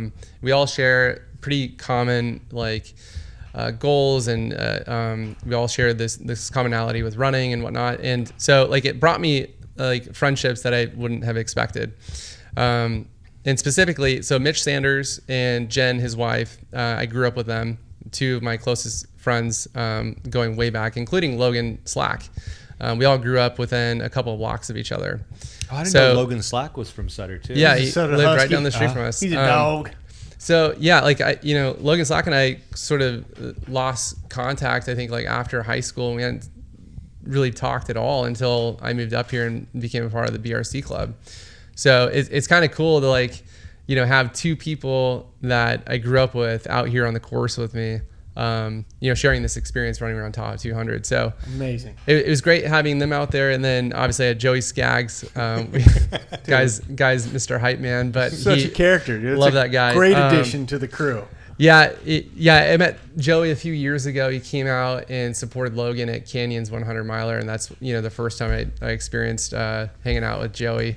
I think he got some micheladas or something from from a grocery, not a grocery store, but a gas station one day. That sounds like Joey would do. Yeah. But we became instant buds, and so it was good to have him out there. He brought his ambulance out and totally decked it out. So yeah, he's a paramedic. Medic. Yeah, I mean, that's a great guy. Great guy to have on the team. Exactly. and for the good morale and the good vibes. 100%. That guy hyped us up at every aid station. Loved it. And then we had Matt Henderson, who I just recently met. Obviously he goes way back with Joey and Logan, but equally such a great, such a good dude. Yeah, the best. So he came out and supported, and then we had Frank and Annie who came out. They were hanging out in Truckee, but it was nice to have both of them out there. And then let's see, we had Peter Hansen, like I mentioned earlier. Yeah. Kind of influenced him to want to come out and join in on the fun. So I was stoked that he wanted to come out and support. Pete's a good time too. Yeah, super fast. Like he's done some incredible work in the races that he's entered into. But yeah, then I had a few family members. My parents came out for a little bit, and my older brother Chad came out too. He surprised me at one of the aid stations, so that was kind of cool. Yeah, that's way cool. And was your dog Whiskey a surprise also? Yeah. No, I knew my parents were going to bring her up. So it was great to see Whiskey out there. There was a really neat social media post of you kind of seeing Whiskey at one of those aid stations. Yeah, it might have been at the finish line. They captured a pretty cool photo of Whiskey and I at the finish line. So yeah, always good to have the pups out there. Oh, dude, man's best friend right there. Yeah. Let's go. For real. So how did each of these guys contribute to like the overall success in this race? So I had Mitch, Peter, Logan, and Joey were pacers. Mm-hmm. Matt and Frank and Annie and Mitch's wife Jen helped crew. I wasn't aware Annie and Jen were going to come up, but it was great to see them out there. Yeah, it just added to the element of surprise and just support. It was great. But it's interesting because like I would come into certain aid stations feeling completely like bonked, and like there's certain aid stations I come into where the crew had access. Mm-hmm. And I'd be like, I just want to kind of like lay down and nap. That's what I was thinking in my head. Like, I want to like lay down and just not do anything for an hour. But you get in the aid station and then you got Joey and Matt coming in, hyping me up. Like, Joey's all pumped up and like, Joey getting everyone excited.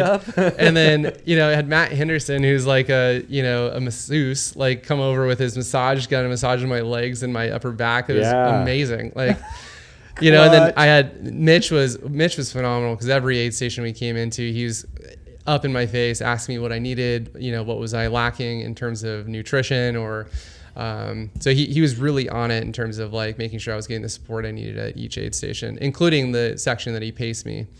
And then, I had Frank who came out to a few aid stations with Annie, was just, super appreciative to have him out there. So I think just, it's sort of like, it reminds me of how special the running community is when you get that much support coming out. And I think Logan had a little bit of fear, FOMO from the experience because, there's so many people from the club that came out and, Well, and he probably would have been out there too, right? Except he was supposed to be. His wife was having a baby. Yeah. So. Yeah. That's the best reason that he could have not been there, though. Yeah. Right.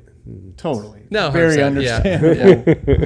Yeah. I feel like we need a name for this. Like I remember seeing like Instagram stories pop up, like Matt and Joey. I had FOMO, dude. I was like, damn, it would be so fun to be up there crewing and helping Todd out. Like, look at the squad that you have. Yeah. Like, I feel like this team this crew needs a nickname. Like it's legendary, dude. Yeah. 100%, you had to get cast of characters and just clutch old family friends. I mean, man, amazing, dude.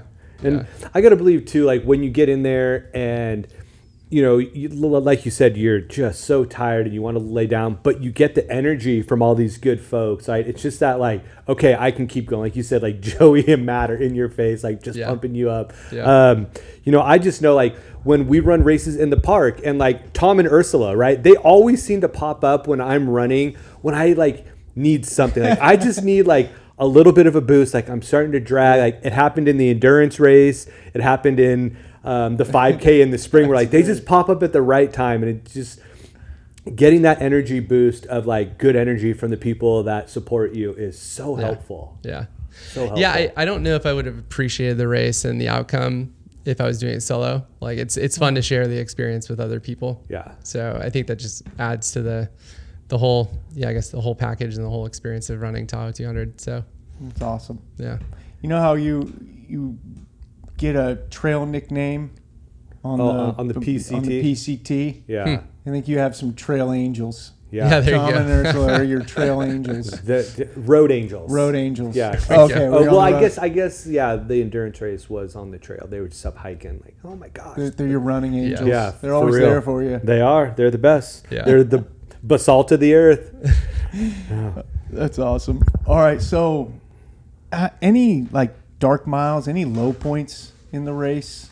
Yeah. I mean, I came into it expecting to hit low points. I mean, I've experienced it at Tahoe 100. I experienced it at canyons. You kind of have to go into this realizing that you're going to hit certain low points throughout the race. It's just a matter of when.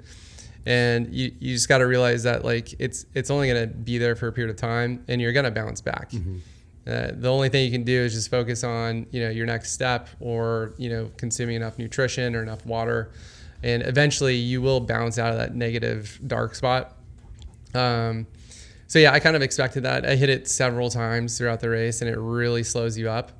But one of the hardest parts of the race, and this was just a complete mistake. Actually, there's a few mistakes that I made, but before we got into the Rubicon, I was carrying a water filtration system, so I can drink water from the streams and whatnot. Mm-hmm. Well, the whole Rubicon section was probably 17, 18 miles in length before the next aid station. It's a pretty long distance, especially when you're going like 2 miles an hour or 3 miles an hour. You're moving pretty slow at that point. Yeah. And especially during the middle of the day when the heat is just, and the sun is just baking you up. But I made a mistake. I left my water filtration system at the last aid station, so ran completely dry of water during the Rubicon, the worst section of the entire race. So Mitch had it rough. Like he really had to like keep me moving, because it was brutal.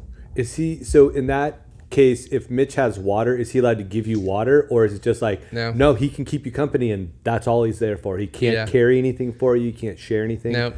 Wow, I didn't realize that about the Pacers. I thought it was like they could have share anything with you. Yeah, you can't give them anything, and they can't give you anything. What about the guys in the Jeeps up there crawling? Are they allowed to? I think that would be cheating, but okay, we won't get into How that. long of a section did you go? So I probably ran out of water like midway through that section. Okay. So that's scary. We figured some stuff out where I got some water, but yeah. Nice. We'll leave it at that. Yeah. Found a spring. It's a nature's filter. Yeah. That's so like, I guess maybe like the rule of thirds applies in a race too, right? Like a third of the miles are going to be awesome, totally enjoyable, best time ever. A third of them are going to be like, well, I did them. And a third of them are going to be, this is awful. Yeah. What am I doing? Yeah. Okay.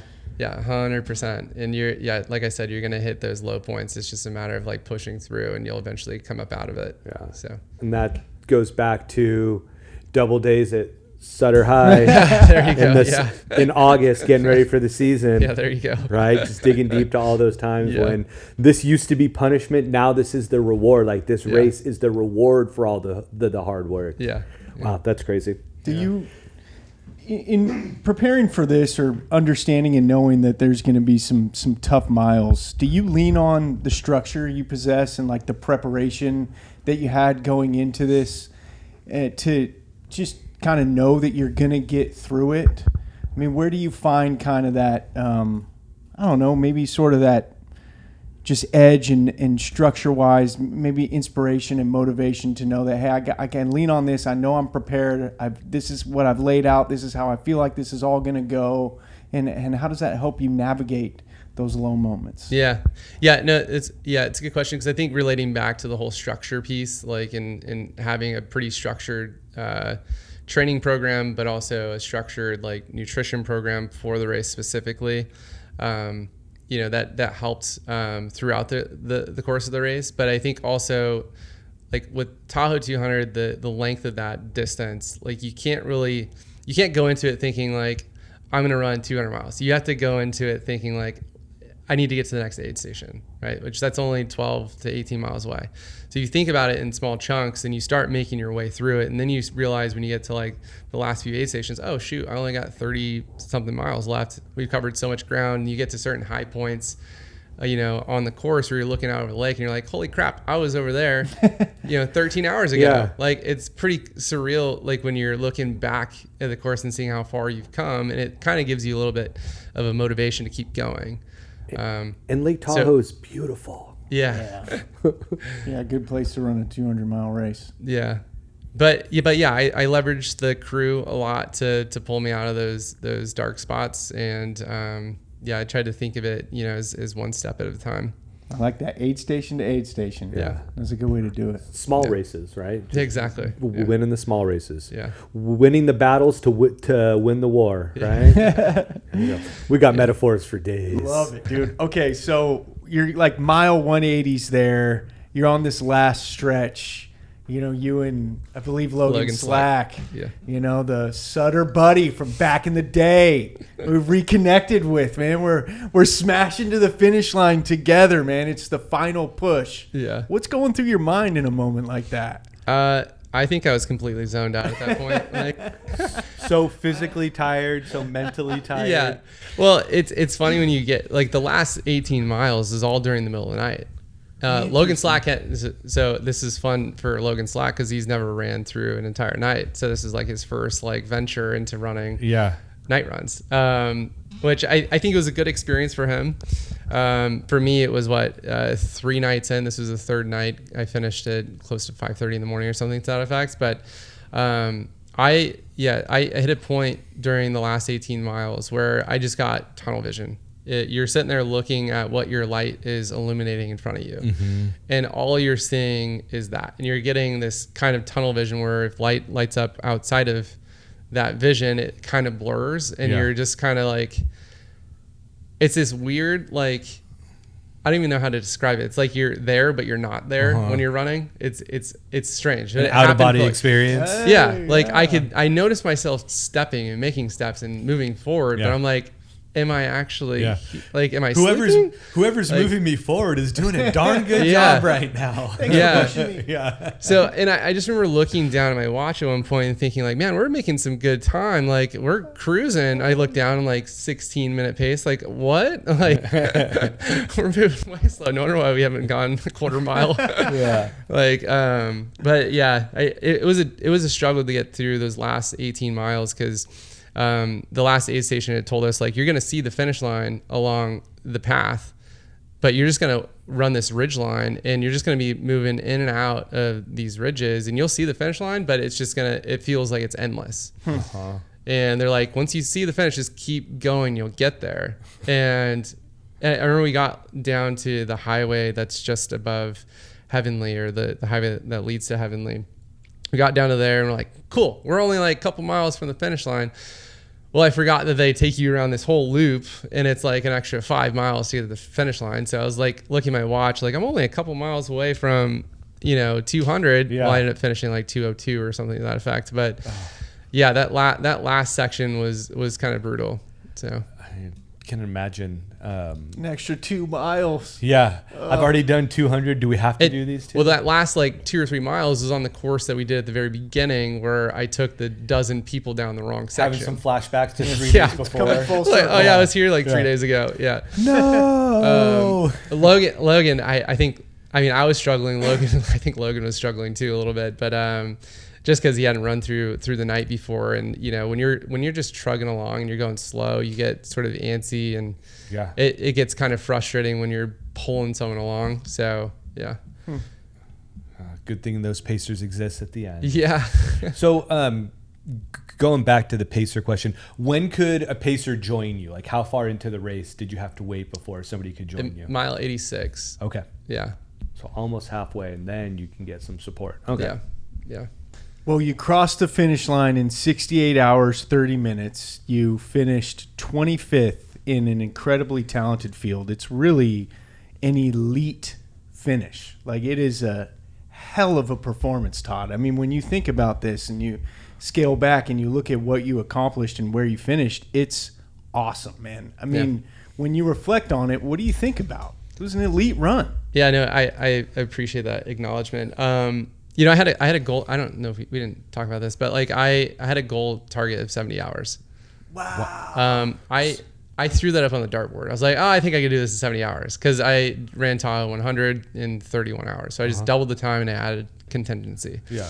So like, okay, 70 hours sounds doable. And I don't know, like I think my training program, I was running 60-mile weeks, 60, 65, 70. So I think my peak week was 70 miles.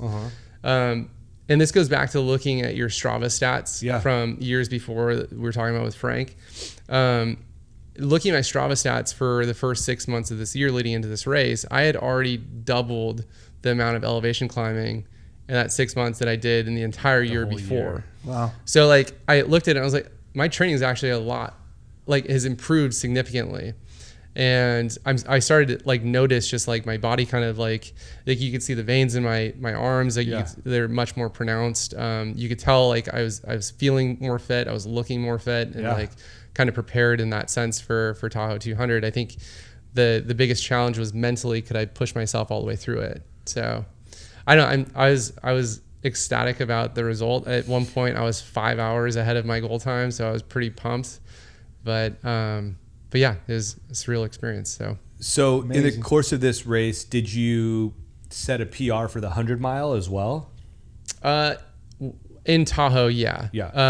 So Tahoe 100, it took me 31 hours, and that came up out of Carson City up the Eastern Sierras. We do a loop around Diamond Peak and back. So that took me 31. That was the hardest 100-mile race I think I've ever done. But Paul Webb said the same thing. It was. I walked I think Logan will tell you, like I walked 12 miles to the finish line. Yeah. Down like super steep rocky roads. It was mountain biking trails and whatnot. But yeah, I looked at I do this when I'm out running too. I did this at Big Alta. Like I'll look at my watch during certain sections of the race and kind of comparing to past results. Yeah. Well, when I got to 100 miles, I was at like 27 hours. Wow. So like I felt really good. Like at that point I was like, oh man, I just cleared my prior time in Tahoe by 4 hours. Yeah, like that's incredible. Like that was really motivating. It's the same thing that happened at Big Alta when I got to the 50K.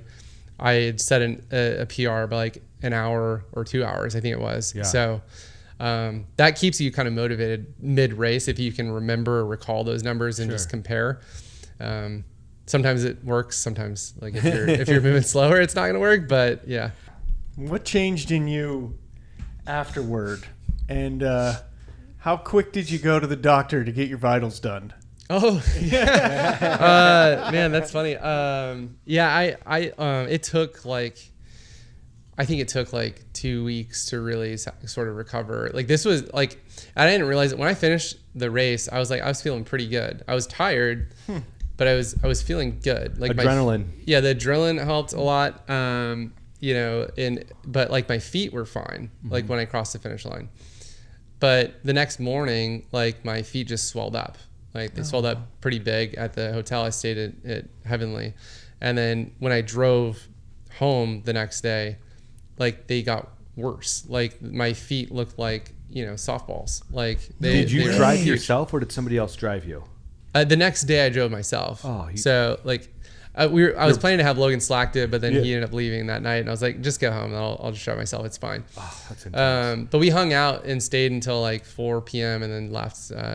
Joey and I left after that. So it was okay. But it was just crazy how I got home and I'm like, my feet are huge. Like, Interesting. yeah, I had these huge blisters on my left foot, and Joey actually came over with a few syringes to like, bleed them out. Yeah. But Legend. yeah. So yeah. Is that typical of ultra runners to experience, or was that just your situation? So I guess taking it back to some learning experiences at Tahoe 100, I didn't swap my shoes or my socks the entire race. Oh. And so like that hurt a lot. And that's why I walked, 12 miles to the finish line. So in this race, I swapped my shoes 3 times. Okay. Well, actually probably 4 times throughout the course. And I swapped socks at almost every aid station, and that helped a lot. So my feet were actually better than they were after Tahoe 100. But still, like, I think the amount of time you put on your feet and just the toll it takes, you can't avoid having, swollen ankles and blisters. Makes sense. Yeah. Over the course of the race, were you taking in a lot of salt? Yeah. I wonder if that had something to do with like the swelling at the end was like all the salt that you'd taken. I mean, obviously you're sweating out a lot of that salt, but I wonder if like having so much salt. Yeah. We actually didn't touch on this. I had a bunch of issues actually with my stomach. Really? Not just from the pizza, but I was using precision carbohydrates and electrolyte mix that I was putting into my flask. And I did that every aid station. Yeah. And on top of that, I was having precision gels, and I had a specific calculation for how much I was supposed to consume every hour in between every aid station. So I was holding to that pretty well up until the Rubicon section, and then I started to notice like, I don't think my body was absorbing the carboelectrolyte mix. Like a lot of that powder was sitting on the top of my like gut and in my upper chest. So for probably 30, 40 miles straight, I had, I was super gassy and kind of gross. Like it felt like I was going to, throw up for the longest period of time. And then I started switching. I was like, okay, I need to stop taking electrolytes, stop taking carbohydrate mixes and just stick with pure water. And kind of water it all down and dilute it a little bit in your gut. And I finally like incline, which was, I think it was close to like mile 170 or something around that, is when I really started to feel much better. Okay. So it lasted for a long stretch. Like a day. Interesting. Yeah. It was pretty bad. Yeah. So next time would you start mixing in straight water earlier then?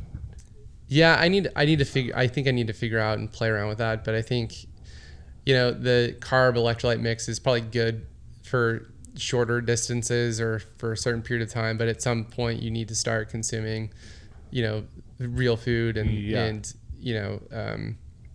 So like, I don't know. I still need to dabble around and play with that a bit. Wow.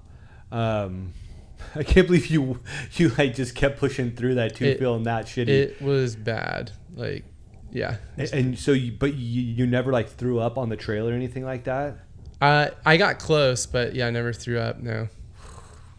Yeah. Iron. I mean, I did have to use the restroom a few times. Sure. I was going to say. Yeah, I had to use the restroom. Well, yeah, I had to use the woods several times. Yeah. Well, hey, Dude wipes came in handy. Yeah, there you go. Does a bear shit in the woods? You could sense and so does Todd. It reminds me of Logan's UTMB off the side of the trail. Yep. Story. Yeah. I mean, that's incredibly common. I would totally. I would posit that anybody who's run a 100-mile race has probably done that because. The funny thing is too, they required us to bring wag bags. Okay. Kind of like dog poop bags with you, so you had to carry your stuff out with you. So get this, my wife my wife found a kit specifically for this where it's like this little collapsible shovel to dig your hole, and then it has these tabs that you add a couple drops of water and it turns into a wipe. And so you do your business, throw you use your wipe, throw it in there, and then there's another tab that you throw in that breaks it all down, and then you just bury it. And it's like the whole thing is no bigger than like a water bottle. And I love how excited you are about this. She was super excited to be like, look what I found online. Like, keep this in mind. You might need this someday. That's awesome. Well, they didn't allow us to bury our stuff. We had to carry it out. So like, awesome. Yeah. That's what the Pacers are for. Here you go, Mitch. Yeah, here you go, Joey. Joey's seen worse. Oh, man, I'm glad you made it through that. I'm glad he made it through that, too. Oh, man, what an accomplishment, dude. Congrats again. Yeah, thanks, guys. Just awesome stuff. There's a creative side to Todd that's awesome. You know, it's a popular item here among the local runners. It's a wonderful idea. We're going to get into it, but first we're going to take a little bit of a break. And of course, this break is brought to you, and it's pretty appropriate when you consider what we were just talking about. It's brought to you by fuel, because every runner knows you can't finish strong without it. And maybe there are times, though, that you have too much of it and you just need some water, like in Todd's situation. True. So whether it's carbs, electrolytes, or even that mid-race payday, shout out to the form, fueling matters. And here's the thing, your financial future needs fuel too. You can't expect to reach your goals if you're running on empty. That's where our friend Dan the Man Malden comes in. He's not just a runner with BRC. He's someone who helps you fuel your bank account. Think of him as your financial nutritionist, making sure your 401k, retirement plan, and investments have the energy to go the distance. Because just like a marathon or a 200-mile ultra marathon, financial success isn't about a sprint. It's about steady fueling all the way to the finish line. So if you're ready to fuel your future, give Dan a call at 530-500-2782. That's 530-500-2782. 530-500-2782. Dan's the man. Give him the call. He's the fuel for your financial future. Let's go. All right, from fuel to flow. Let's tap into Todd's creative side. He's got an apparel project that's pretty freaking sweet. I must say so myself. Tear off tank tops designed for running. Mm-hmm. Let's go, Todd. Dude, where did this idea come up? It's such a good idea, bro. Yeah. It's awesome. Yeah, no, I had a friend that went to Cal Poly that created something very similar with Velcro strips. This is way back in 2000, probably around like 2008, 2009. And it was a smashing success for like kids that want to party and like rip their tanks off and go bro, right? Like it was a cool maybe thing. A side hustle. Fun. So like ripping your shirts off. I was chatting with a few friends who were friends with that individual a few years ago. Actually, it was probably like 4 or 5 years ago. And we're like, oh, we should recreate this idea, but with magnets, and find if there's a solution that we could use to easily take off a tank top and put it back together. Well, at the time, they wanted me to sort of like focus on the whole party scene and sororities and fraternities and all that. I'm like, that's not really aligned specifically with like my identity, and like the things that I'm interested in. So it didn't really hit me until a few years after. I was like, well, it'd be really cool. Like I was running one day on the bike path in Sutter. Like it's really hot. Like I'm sweating, and like the material when it gets drenched in sweat, and when you get back and you try to take off like a tank top or a t-shirt, like you're stretching that material and it's kind of a pain. And it's gross to pull it out, and it's gross, right? So like I was like, man, it'd actually be really nice to have like a tearaway tank for the summer. So I was like, why not dive in and see if we can find some lightweight magnets that could work for this idea. So that was sort of the start of it, and then I was talking about it for a little while. And then I went to Australia on a trip, and I was, sitting on the plane. I started etching out my initial design. And like I got back from Australia, and I immediately started sourcing magnets from all over, from Amazon, from different suppliers out of Washington, overseas, and in Europe and in China. So it took a number of iterations to find the right one. Finally found the right one, and then it was finding fabric from there. Finding fabric was sort of a challenge in itself. I flew down to LA several times. I went to multiple warehouses to look at fabric. They're all a mess, and a lot of those warehouses are downtown LA in the sketchiest parts of town. So like I ended up finding this individual out of Canada who referred me to a manufacturer out of China that does all of the gear for runner and for some of the other running brands. So I was like, oh, cool. Like I just got connected with like a quality manufacturing group. Yeah. And they had a product that I really liked, which is the fabric that we're using. It's their company is New Fubu, but the fabric that we're using is a lightweight knit fabric. We have an etched design in it that's called the Jaggered. So it's sort of the flowy design that's embedded in the material. But that took, I mean, just this design took, well over a year to get to.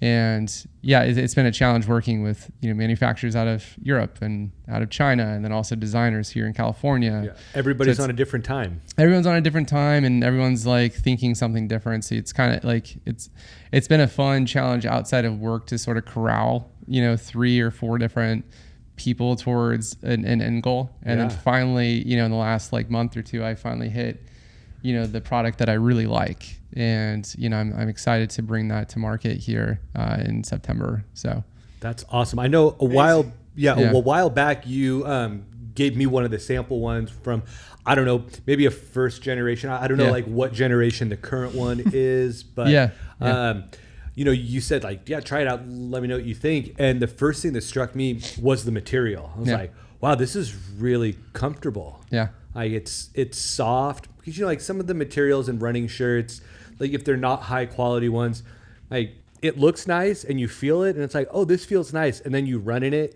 and it's like, this is not nearly as nice and forgiving and lack of chafing as I would prefer. So that was definitely something that stood out to me right away. I was like, wow, this is high quality material. And I'm super excited for this latest generation.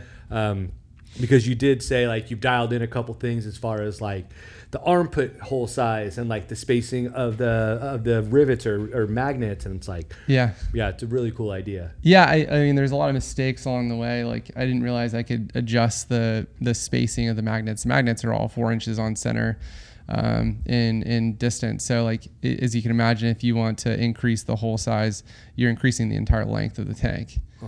So it was challenging from that lens to get the right fit. And I still don't, I think it's the right fit. And this is the challenging part too, is everyone has different bodies. So it may fit me, but it may not fit someone else in the run club. And that's been the hard part to realize, because I want something that is versatile, that everyone could wear or enjoy. And I've had a few people try on the tanks where it just clearly did not fit or did not work. I'm like, bummer. It kind of sucks. I need to go back to the drawing boards. So I think we're at a final design that's going to work for this bulk order, and I think people will really enjoy it. But yeah, so cool. So how did you settle on the name Flow State? Yeah. Well, this kind of goes back to the point that I was making earlier about running, and from me driving to the bike path. And then eventually being like, why am I driving the bike path? I can just run to it. So I hit a point in my running journey where I just feel the run started feeling a lot easier and started to feel a little bit more effortlessly. I could feel like I could run forever.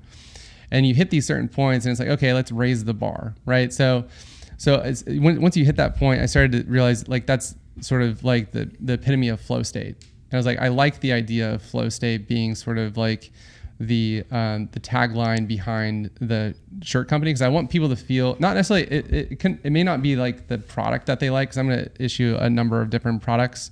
Some of them will not have magnets tied to them at all, but the idea is that people are buying into the concept of flow state because it resonates with what they're trying to do, whether it be something really hard that they're challenging themselves with, or something else. But I want people to feel a part of the Flow State brand and what it stands for, and then the products kind of support that community drive that I'm trying to build. So it's a movement, dude. I love this. A movement around movement. Yeah. That is cool. So what are the brand goals with this? Do you have your vision board of this is where I'm working toward, or is it just the structure vision board? Yeah, right. Or is it just this is where I'm at right now, and we'll just roll the dice and see where it goes? Yeah, I mean, the initial concept was creating something not of a novelty that people would be like, wow, that's kind of cool. It's unique, it's different. What I hope is that the tearaway tanks becomes a talking point for people. and then they'll want to be more curious, so they'll come to like my Instagram page or eventually my website and see what other products and what we're about. But the goal down the road is to have a whole line of running apparel that's affordable for one, but also enjoyable, and you can relate to the mission of Flow State. So Love that. So hopefully, like I'm currently working on a tech T-shirt now. At this point, I had Jacob Davenport, who designed the Colby Mountain, design and poster, which is so cool. Yeah, the guy is insanely talented, and I've worked with a few designers, and he's been the easiest to work with out of all of them. And he's a local guy, right? Local guy, charges reasonable rates. I've been, I've had some issues with past designers where they're overcharging. So like he does a really great job. He's relatable. He's local, so it's great to support someone locally here in Chico. Definitely. And he created a really cool, unique design for me for that sort of highlights what we're gonna call it the Trail Series notes. So like it's all about Upper Bidwell Park. So you have all the icons in Upper Park that you don't really get to unless you really put your effort in. Like we have Lovejoy Falls, right? Like not everyone gets to enjoy Lovejoy Falls because it's hard to get there, and you can only see it during certain parts of the season when it's actually flowing. And we put like Green Gate on there as an icon. We put the Guardian post sign. Like some of those icons that are hard to get to that take a little bit of extra effort. So I think it turned out to be a really cool design. I'm going to put it on the back of a tech tee, and so people can use it when they're running or going to the gym. Put me down for a stack of them. Yeah, I think it'll be a cool series to release, and eventually I think that I hope that it evolves into like, hey, like, I like to run in Marin. Like Marin would be a cool place to do a really unique design that captures some of the tougher sections that you can run in the Marin headlands, or maybe it's Tahoe, or maybe it's Lassen. So I think the idea of Trail Series is kind of cool. So yeah, it's a great idea. It really is. It's freaking brilliant, Todd. Yeah. We have some unofficial, official brand ambassadors too. Like we were at Wednesday Night Run last week, and Billy got an amazing shot of Matt coming up the stairs from Yahi onto Park Road, and Matt did the full rip, man. And dude, I love that guy. Yeah, Matt's ripped. Yeah. So it's a good. It was a good shot. I always keep my shirt on when Matt's around because I don't want to embarrass him. Totally. Like these abs would make him feel. I don't want to make Matt feel bad. Yeah, it was a great shot and a great example of how cool it is to you can rip it off real quick, and now all of a sudden you're running your little cooler. You can slap it back on. There were some incredible pictures of Nimei during the San Francisco Marathon. Those were cool. Yeah. They looked so cool, like high def photo, and the tank top looked really nice. It added to the photo, and it's like, dude, Nimei's rocking the flow state in the San Francisco Marathon. I mean, when you see that, what goes through your mind? I like Nimei. Nimei is an awesome individual, and like we've shared a number of conversations together talking about marketing and launching our brand and all of that. He's really well-rounded, and he's doing all the right things. And we share similar interests with running and stuff. So it's cool. It's cool that he's supporting me in the Flow State brand by wearing it out at the San Francisco Marathon. So I was ecstatic to see that. And likewise with Matt. Matt's a homie. Yeah. So pretty awesome to see him repping the shirt at Bidwell Run Club on Wednesday night last week. And yeah. And this latest design too, with all the flowers, is awesome.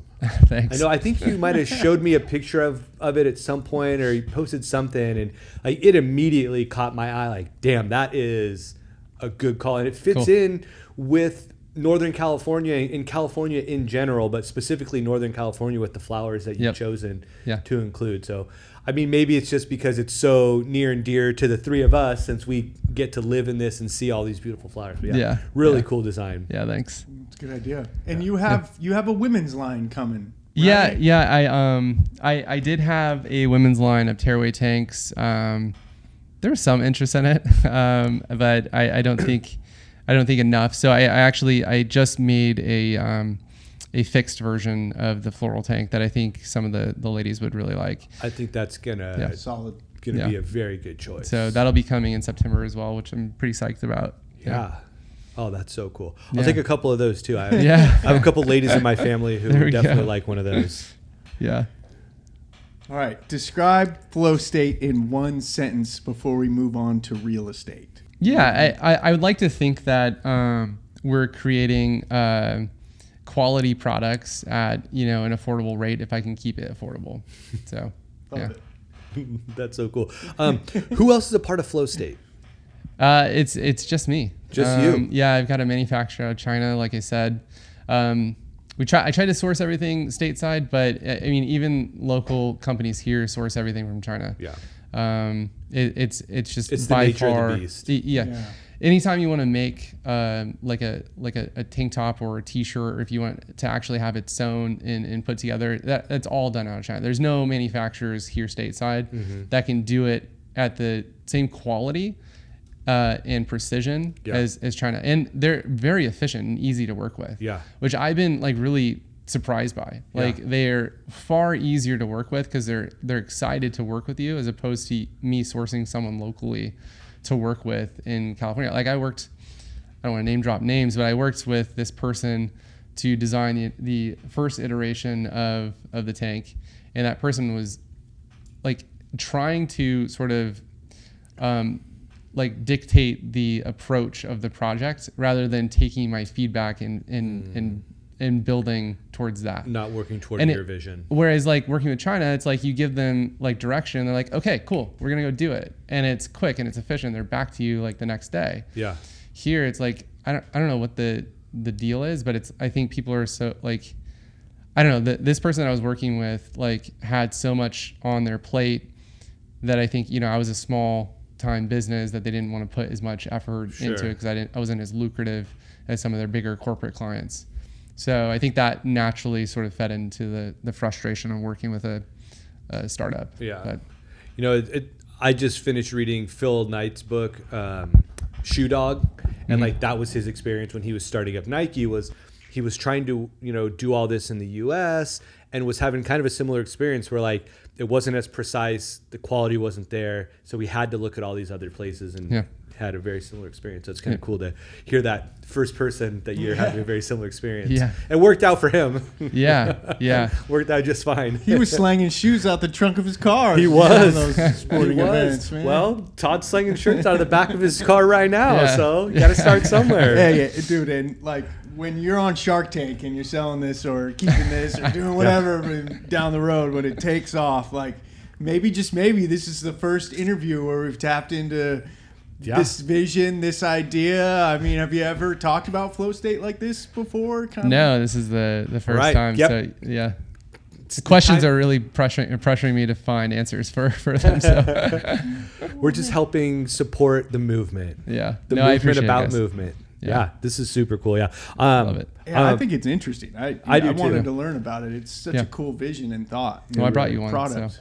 Let's go, Tom. Guess who's wearing one tomorrow? Real estate. Yeah. This is the other business, right? Or one of the other businesses, one of the other interests. Yeah. I've sort of made a career out of corporate real estate. Kind of fell into the industry. So after college at UC Santa Barbara, I got into wine and viticulture.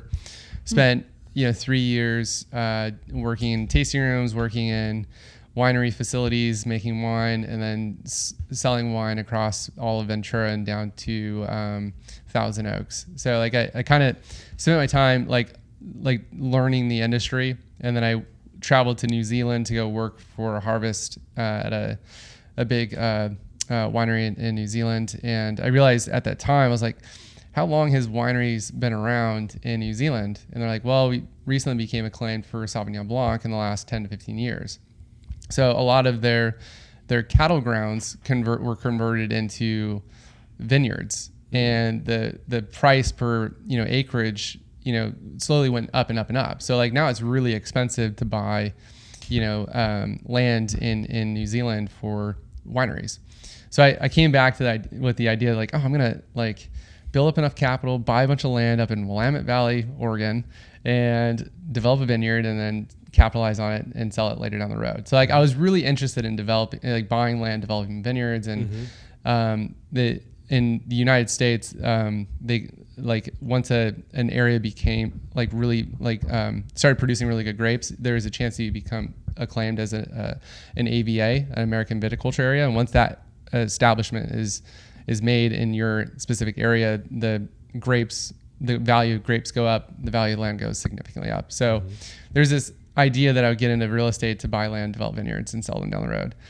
But everyone's like, well, you're going to need a lot of capital. So I went to San Francisco, got into real estate brokerage, and started learning the process of buying and selling properties or leasing properties. And I kind of fell into this world of corporate real estate where, you have the Googles, Facebooks, and Amazons and Blocks and Square of the world that are, they all need corporate headquarters for their employees to work out of. So I, fell into helping tech companies expand all across the globe, opening up offices in various places, whether it be New York, Toronto, St. Louis, Atlanta, California. Went to Australia several times for new offices. I went to all over Europe and just kind of fell into it. And I really enjoyed it because, you're out there, you're on the real estate front, you kind of have a purview of every sort of thing that's happening within the organization, because everyone's coming to you saying like, hey, my team is growing. We need space. I need space. And you're talking with engineers, you're talking with FP&A folks, you're talking with recruiters, you're talking with the CFO, you get this broad understanding of the entire ecosystem, which is, it's a really cool position to be in these larger organizations. Yeah. And the impact you have is pretty large, or at least it was large when offices were fully occupied before the pandemic. And then once the pandemic happened, everyone went remote, and there's been this slow trickle effect back into the office, but it's not as great as what it was before. And then, I bounced to a new gig about a year ago, supporting Kaiser Permanente with hospital developments and their whole lease portfolio. It's been a fun experience. Wild. I had no idea that's what Yeah, me neither. the background of all this is, like traveling the world for wine and then it's kind of an interesting like path to where I'm at today, but it is. Yeah. How do you balance all that with ultra running in 60-mile weeks and 200-mile races? Yeah, it's taking me a long time to sort of focus more on myself than focusing on work. Yeah. So I worked for Square, which is now known as Block. Square is the little POS system that you used to plug in your phone. You can swipe credit cards. They've grown into the huge ecosystem. So I was the head of real estate for them for 3 or 4 years, and then pandemic hit, and then we reduced our real estate footprint by over half. And that was the last contribution I had to the company. And they're like, sorry, Todd, we no longer need your services. So I was laid off. And so I was without work for about a year. And I spent most of that time developing Flow State and the initial tank tops. And then I also started really focusing on running. And this is when I moved back to Sutter. So I got really I started to develop an interest in running from there. And I just sort of carried that on through this next position. It's like the next position I want, it's one, got to be remote, and two, I need to be able to have the flexibility to have a decent work-life balance, because it was pretty toxic where I was at before. And I spent a lot of time sort of over analyzing and putting in too much work into my last position. And I should have taken this I should have taken this piece of advice from my former boss, but he's like, Todd, you need to care less. And I think I just cared too much. And well, when you're young and you're trying to establish a career and set up a situation where you can be successful for the long term, so that at some point you don't have to work. Like there's like, that's just I think that's a natural thing, especially for someone who's driven and has a work ethic. Like, I'm going to work. I'm going to pour everything I can into this. Totally. Yeah, no, that's a good point. I think, I definitely had that sort of go-getter mentality when I first got in the business. And then as you gain a lot of experience, I'm at that point now where I focus less on the analytical side of things, because I know generally if a project is going to get approved or disapproved, you can kind of, I can sort of read through the lines as I'm working on projects for Kaiser. And through that, I've been able to sort of become more efficient in showing up at work, which allows me to, spend more time doing the things I like to do outside of work. It's taken a long time to get to that point, but it's, running has helped me build the confidence to show up at work in ways that I wasn't able to do before, because as I'm noticing myself progress in running, I'm coming back, I'm feeling better about myself, and I'm more present at work, and I'm able to be more efficient and effective. Just because my energy levels are up, and I feel much better, and like I don't want to lose that feeling. So we have these conversations in here often, is that the payoff from running is so much more than, well, I'm physically healthy. Like I can go out and run 5 miles, and it's like, it's not a backbreaking affair, but it's like you said, you're more present for these other things, whether it's work, like family, and just taking care of yourself. And Kevin Radke kind of said the same things, that as he was launching his business, he was getting into running. He's always been a pretty active guy, but with bikes instead of running, and he got way into running, and he was seeing that like that was paying off. Like the dedication to the running was giving him more energy, allowing him to focus more on these other things. And I would imagine, Ross, you probably have seen that in here with your job. Totally. Yeah. I've been thinking a lot about that actually lately. And one of the things that I've come across is resiliency. I feel, and I think a little bit about what Joaquin shared about how when he was, starting to run marathons every weekend when he was doing time, and how it kind of taught him this feeling like, I can do anything because I run. Yeah. Like he kind of just developed this sort of resiliency and this sort of mindset that like, well, I'm doing something hard every day, or, running long distances each week, or, getting comfortable being uncomfortable out there. And it just kind of transfers into other areas of your life. It's like, oh, sure, I'll take on this project, or, oh, I've got this thought process that, I'm going to tackle that because I run. Yeah. That's such a good point. Like it's funny enough, I got asked to speak about Tahoe 200 at work 2 or 3 weeks ago on a company-wide all hands call in front of like 84 people or something like that. But that was kind of the focus of my point when I was talking about Tahoe 200. It's like, I'm doing all these hard things outside of work, and it's making all the chaos at work feel like it's not that complicated or that hard to work through, because I know running 200 miles is far more difficult than anything I'm going to come across at work. Yeah. So I don't know. Yeah. Well, and too, I think something with like ultra running, I mean, and running in general, like to do it well and to be able to maintain it, you have to balance all these things, right? Running the Tahoe 200 or running a half marathon, running a 50K, you're essentially a project manager for the duration of that training block and that race. Yeah. Right? Like, how am I going to manage my nutrition? How am I going to manage my sleep? How am I going to manage my other things outside of the training for this? And so it makes 100% sense that you can go, like, you literally had no water for 10 miles on the Rubicon and had to figure out a way to make it to the aid station in one piece, right? That's, I mean, maybe a bit of an exaggeration, but like, that's a very dangerous situation, right?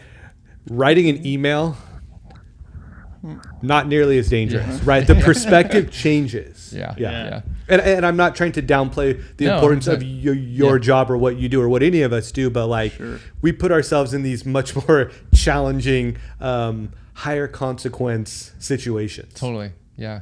It's funny. I was having this conversation with Frank too recently, and he's brought the aspect of doing hard things into his workforce. Like he oversees a number of people, and I think he even has conversations with them. He's like, what's difficult about your day today? Like, what's most difficult thing about your day? And like, he'll have these conversations. He's like, well, like, you can do things hard outside of work, and it makes you feel like things are not so hard while you're at work. And I think it's going to be a part of like my interview process for any new candidates that are coming in. I have an interview with someone on Thursday this week. And like, I think it's going to be a part of my conversation with that person is like, what do you do outside work? Like, I want to know about your personality, what your work ethic is. What are your hobbies? Like, what do you obsess over? Yeah. Right. Because once you understand like how they think about their hobbies or the things outside of work, you can kind of tell or get a sense of how they're going to show up at work. It usually translates a little bit. So Well, there's the secret sauce for anybody out there that wants to start a business. Hire a bunch of endurance athletes. Yeah. There you go. Yeah. People who are gluttons for punishment outside of work will handle anything that pops up at work. Yeah. Because it's not nearly as hard as what they're dealing with. Oh, let's shift gears to gear talk. Todd, the shoe connoisseur. Yeah. Pete, this is your segment, bro. This is my wheelhouse a little bit. Todd, a while back, we did a group run. It was out in the Miriam Park area, and we were chatting, and you said something about, I think I have like 10 or 12 pairs of running shoes right now. And I was like, this is my kind of guy. I mean, I knew I liked you already, but I have 35 pairs of shoes. They're not all running shoes. Some of them are like sneakers, right? But you said, I've got all these shoes, and these ones I don't really like. I wore them a few times. I thought I was gonna really like them, and they're just fine. Like now they're lawn mowing shoes, right? So let's jump into some shoes right now. What is your favorite daily trainer? I just picked up a new pair of shoes. Perfect. So added to my dozen or so shoes. Yeah. But it's the New Balance Rebel V5. Okay. Yeah. Amazing shoe.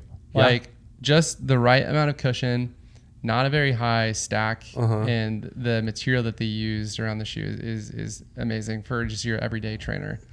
No plate, obviously. It's just your comfort shoe. But I've only ran in it a handful of times, but it's been a fantastic shoe. Okay. Good to know. Do you have like a favorite running shoe of all time that you've had? Like it can be one that like you can't get anymore, or that you just like, I had this one pair of shoes 4 years ago and it was so great, and I still think about them every time I put my shoes on. I'm a huge fan of Saucony, or at least I was for road running shoes. Yeah. I have multiple pairs of Sauconys, the Saucony Endorphin Pros, the Elites, and what's the other base model they have, just everyday trainer. But I have a number of those. Is it the Triumph? No, it's it might just be the Endorphins. The Ride? That's it. Yeah, the Ride. Yeah. But I got two of those, two of the Saucony Endorphin Pros, and then the Elites. The Elite is a fantastic shoe. But I got that 2 years ago for CIM. Love the shoe, but the whole design is different now. I think they have the sock version of the shoe, but this one was laced. But yeah, it's a fantastic shoe, and it's lasted me a long time. All of those shoes have lasted me 400 or 500 plus miles. I like those, but my favorite trail shoe as of lately, and I got this set for free, it's the Hoka Tecton. Interesting. Love that shoe. Did you wear that in Tahoe? Sadly, I did wear it in Tahoe for the first 80 miles, or for the first, I think it was the first 60 miles. This is one of the mistakes that I made. But the Hoka Tectons, great. The material, super lightweight. They've got like a decent stack on them, lots of grip, and they come with a carbon plate. But ultra light shoes, they've got the sock, function on it as well. But I wore these shoes first because that was where all the stream crossings were, and these shoes dry out extremely quick, like quicker than any Salomon shoe, quicker than my Speedlands, quicker than my Nordas. They are just ultra, like they will dry out super quick. Well, I was reading the trail notes from someone who posted on Facebook, like trying to get familiar with the east or the west side of the lake, and at what point will I stop running through rivers? Well, the guy put on there, and I could have swore he said after Wright's Lake, there's no more river crossings. So I swapped my Hoka Tectons for my Salomon S-Glide 2s, which are another like elite shoe, a great performance shoe. Not great for long distance, maybe shorter races, but I swapped for those, and I had 5 more river crossings.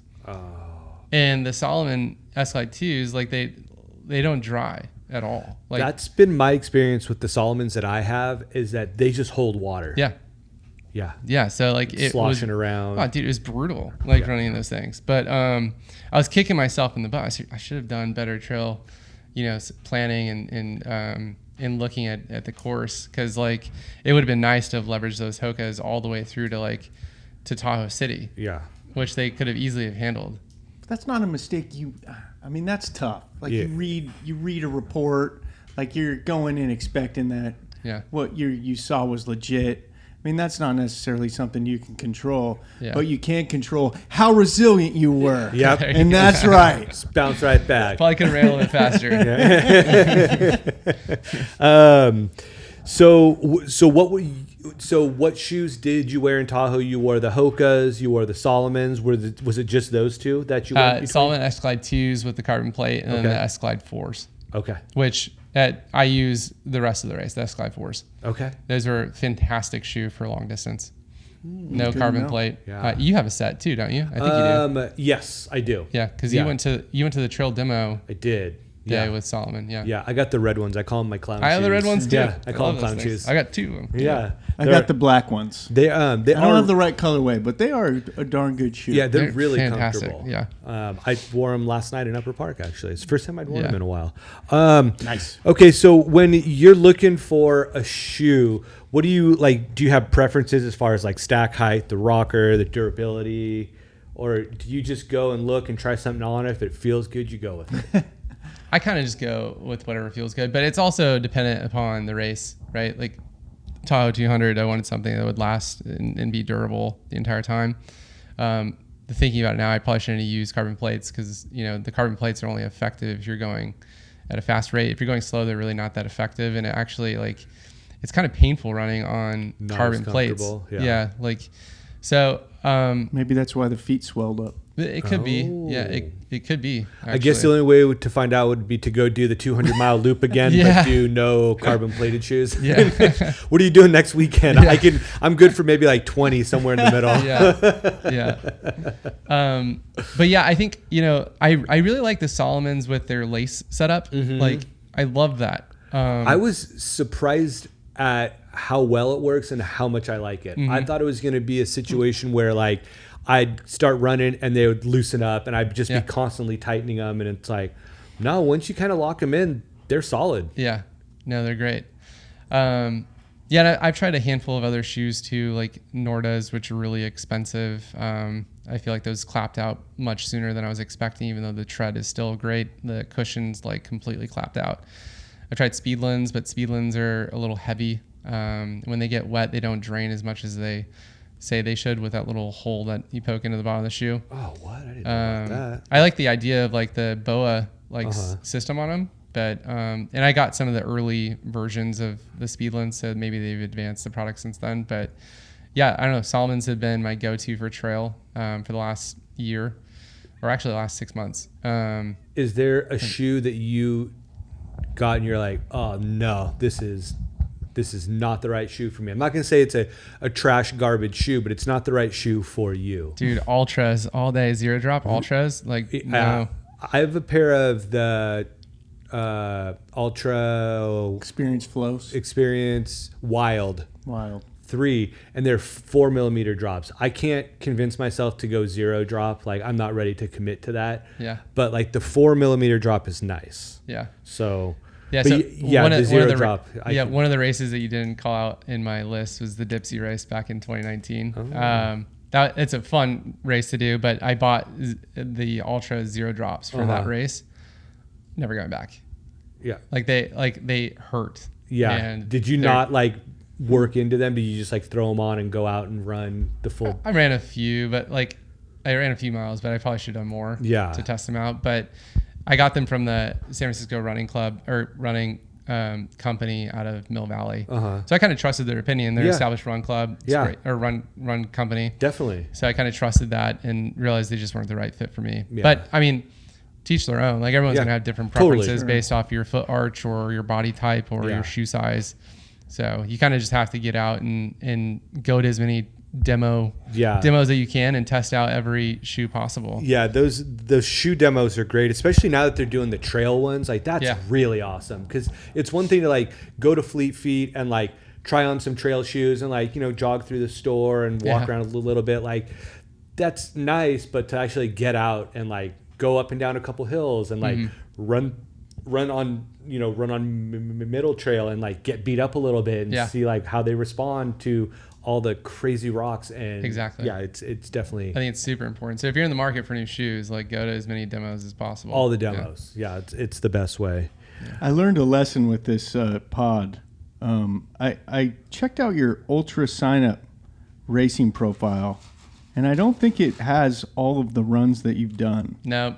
So I need to check out a few different profiles of different sites to get a better recollection of your runs. My apologies, man. I shorted you a little bit. No, you're good. No, it's kind of, I mean, they all use different programs too, like Run Sign Up for, I think, the Dipsy. And then my very first marathon or half marathon was Agora Hills back in 2014 to 15. Mm-hmm. Ran like a 2 hours and 5 minute pace. Like it was so slow. I mean, like thinking back at it now, it's like slow. But I mean, I know that's fast for most people, but and for me, it seems like so slow. But I like what I ended up doing is this is how, okay, so running has become sort of like my identity in my work. So like everyone at work knows that I run, and they're all like, whenever I hop in a meeting, they're like, oh, what run are you doing next? Or like, it's become like an icebreaker. So what I've ended up doing is I do post, not so like every once in a while I'll post something on LinkedIn about a race that I just did and kind of relate it back into the work. Mm-hmm. And then I create little projects for every race that I've done, and it's all listed on my LinkedIn page. So like if I'm ever going through an interview and somebody wants to know anything about me, it's all listed in the project section at the bottom.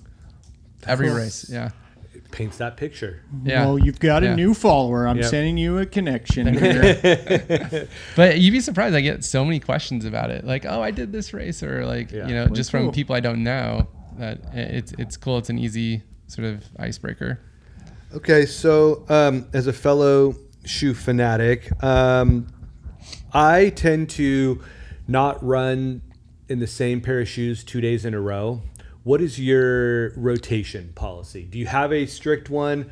Do you like open up the closet and say, oh, what am I going to go with today? Or like, do you go into a run knowing like, okay, these ones are coming out today? Yeah, no, I think I follow pretty same structure as you. Like every shoe, or like every day I'm running a different shoe. But I also mix it up from trail to road. Yeah. So like, I'll pull out some older trail shoes for, Wednesday night run club. Yeah. I'll pull out the Nordas because I don't run in those as much anymore, and it's an easy, it's a 7 mile run, so I'll just use those. Yeah. And I don't want to take my nicer trail shoes through the water and damage them early on. So I generally swap mine up every day, so I'm not tacking on miles on shoes significantly and running through them too quick. Totally. This is expensive. Like, shoes are expensive. It's a very expensive habit. Yeah. I recommend buying, Fleet Feet does great, but you get bonus points by going through REI. You get the dividend check back every year. So like I try to exclusively buy most of my shoes through then. So I always build up a dividend. Yeah. Yeah. And then you go buy a new pair of shoes. Exactly. Or two. Yeah. I think we need to have a segment where it's anybody from Fleet Feet, earmuffs. Yeah. Yeah.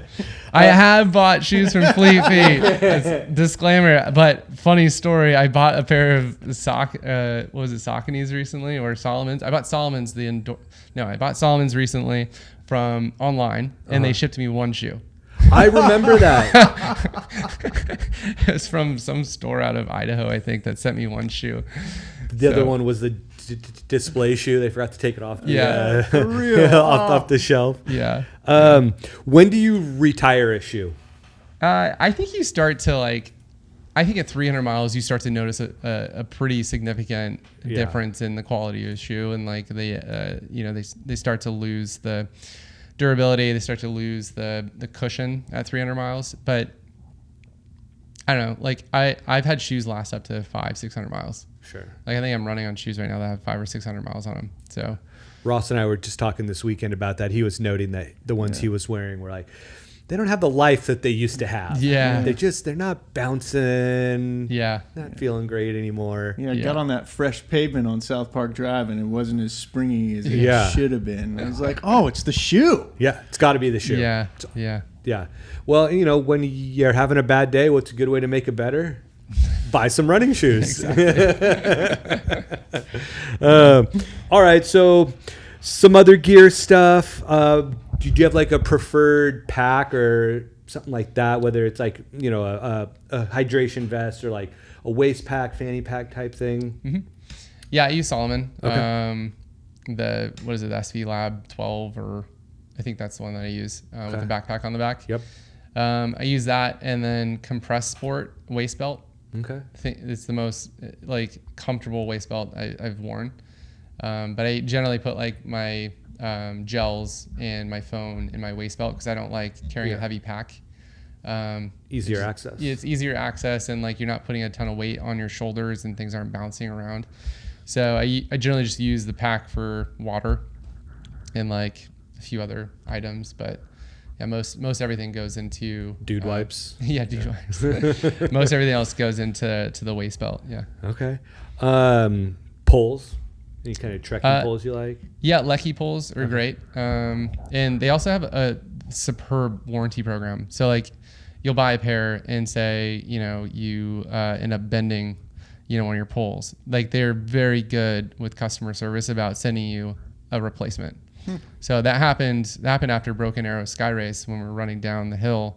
One of my poles nearly snapped in half, and I went to the Lecky booth at Broken Arrow Sky Race, and the guy's like, "Oh, what's your address? I'll send you a brand new one." Sweet. So really good customer service and quality products. Yeah. Awesome. I need to get some poles. That's a good call. I appreciate that. Yeah. I know. Appreciate that endorsement. And that's one of those things too that you kind of got to practice with them, right? Like, don't just show up at a race with them and go use them. I know when we went to Lassen last summer with Logan came, and that was like one of his primary missions was like, I'm going to go up and down Lassen a bunch of times with these poles and figure this stuff out and get some reps. Yeah. Because they can be really helpful, but if you're not efficient with them, you're just making your arms tired. Exactly. Yeah. Yeah. There's a certain strategy to getting like your rhythm down. And sometimes they could be more of a nuisance than actually providing value. Yeah. Like the last thing you want to be doing is fidgeting around with like, you know, unfolding them, putting your back or taking them back out and then extending them. Like it takes time to do that stuff when it could be just as easy to put your hands on your knees and just power hike up a hill. Okay. This is a controversial question right here. Ooh. Garmin or Coros? I think I'm wearing Garmin. Okay. Right. Okay. I don't think it's too controversial. Like Garmin's been around for years. That's true. They have established themselves as an industry-leading brand. That's true. I think it's a little mic drop right there. Yeah, I think your brother might have something to say about that. Though. He might have something. Yeah, I know that he's in the market for a new watch. So how's that working out? So, like on the watch, like what are the features that you look for or rely on the most? Yeah, I have the Garmin Fenix 8. Just picked this up this past December. I had the Garmin Fenix 6 before, slightly smaller face. The illumination and the data that feeds into this screen is easier to read, and it's much brighter. Okay. And the face is much bigger. So like when you're on a trail, it's easier to sort of look at it and see how you're doing as opposed to like kind of squinting your eyes and looking at the small text. So like, I don't know, I have the biggest screen that you can get from the Garmin Fenix, and it's been a great watch. Battery life, I think I've gotten up to like 26 days. I think it could have lasted the entire Tahoe 200 race, but we, you know, for safety precautions, we just ended up charging it up a little bit at Tahoe City. Yeah. But it lasted, you know, a significant portion of the time. So awesome. I can't get like a super big face on my watch because I have dainty wrists and it wouldn't look right. You know, I do too, and I've got like a really bony like wrist here. So like I sleep with my watch. Yeah. And like I'll sometimes wake up and I'm like, man, I got like a sore on this this bone here. But I'm familiar with that too. Yeah. The weight from the watch. Yeah. Wait, what do you have? I think it's a 265. 400. Yeah. No, Garmin. Yeah. No. Okay, cool. I'm Garmin. I'm in. What's Ross rocking over here? I got the Garmin Forerunner 165, dude. Little baby. Club over here. Yeah. Love it. The only thing that I will ever trash Garmin for is some of the messages that come up sometimes. So I think I crush a workout and it's like, cool, 56%. I'm like, what? I stayed in all the zone, like all the running zones, like the pace zones I was trying to. Yeah. It's It's like, man, or rocks. it'll say like you're maintaining. Yeah. And you're like, dude, that was a hard Yeah. workout. Like, what? Yeah. Like, Yeah, I'm doing more than maintaining, Garmin. Yeah, this is we're gonna build a Garmin support group here. I do like, I like looking at my sleeping patterns. Yep. That's been really interesting to watch. I don't really make any adjustments to it, but it's nice to know, like, I wake up in the morning, it's like, oh man, you got like a 70 score or a 50 score. And you're like, well, why? Oh, maybe I was drinking too much last night or I had one too many beers, right? And then it will tell you your battery life. So it's kind of like, it's been really accurate for me, the battery life functionality, because I can tell when I get to like 2 p.m. in the afternoon, crash. Yeah. Like it's been pretty accurate. So I can kind of like, it's nice to see those stats, and then I haven't figured out how to like navigate it to make myself more energetic in the middle of the afternoon, but it's kind of, it's, I don't know. It's interesting to see those stats. Have you gotten the elusive sleeping 100 badge? I've gotten up to like high 90s, but not 100. Okay. Me either. Yeah. One person in Chico that we know of has. Dang. The great Ursula. The great Ursula. Would she sleep for like 12 hours? Like, I don't know, but she's got the she had that REM. Yeah, she had the REM for 12 hours. Yeah, it was like 19 hours of REM. Yeah, so when you see her, you can ask her about that. Yeah. She lives just around the corner from me. That's what I heard. Does. Yeah. That's right. It's a good area. It's where the runners dwell. All right, more lifestyle stuff, and let's get into training a little bit. Strength train quite often? That's something I've been working on. I don't do enough strength training. I just recently started going to InMotion a bit more to get some weight training in, but I should be doing more of that, like 2 or 3 times a week, just getting in some structured training with weights. I think I know 2 runners that do enough strength training. Yeah. Logan and Katie Crane. The only I thought 2 you were going to say you and I was like, no way, bro. We're nowhere near consistent enough yet. Yet. I know. I just did back squats yesterday, and I don't know why, but like my quads get torn up from doing back squats. Dude, like to the point where it feels like it's like my muscle's about to tear or a ligament's about to tear. It's the weirdest thing. Maybe it's because I don't do enough, or maybe I put too much weight in. The moral of the story is you need to do more of them. Yeah, exactly. What about mobility? I found some of the restorative yoga sessions at InMotion to be particularly really valuable, especially after long weekends. How about So that? there's a few guys and gals that do the restorative sessions on Sundays and Saturdays that I think are like, they're long sessions, and sometimes you'll catch yourself kind of slightly drifting to sleep, but that's part of restorative. Restoring yourself is sleep. Yeah. So, and then they do like some mobility stuff with your hips, which is really helpful because if you're having leg issues, it's is centered on your hips. Like, if you're having calf issues or quad issues or any of that, it usually is stemming from your hips being too tight. That's my experience. I need to do some hip stuff. I was thinking about that a week or so ago. Oh, you guys want to go to InMo? Tap into. The place is looking regal these days. It's nice. You'll hear somebody snoring in that restorative session. It'll be this guy. I'm still in the comfort zone with yoga where I only do it by myself with the door shut. Namaste, bro. Yeah, namaste, bro. My wife is way into yoga, and she's like, "Come on, let's do a yoga class together." I'm like, sorry, like I love you and I would do anything for you, but I will not do yoga with you. Like, I'm not comfortable with you seeing any of this right now. It's mainly because I am not limber at all, and yet. And like yoga is supposed to be about the breathing, and like I catch myself like not breathing, like holding my breath as I'm like trying to get into a pose. I'm like, I think I'm doing this wrong, but namaste, bro. Sauna, cold plunge? Neither really. I think sauna is really like helpful if you're training for particularly a hot race, or if you're training for elevation. Like there's something about the heat that really like translate to acclimating to higher elevation. So I didn't do a lot of it this year. I have done it in the past, and debatable if there was any real impact. But I think to supplement that, I think you guys have called out before, like Todd's running, after work in the middle of the heat.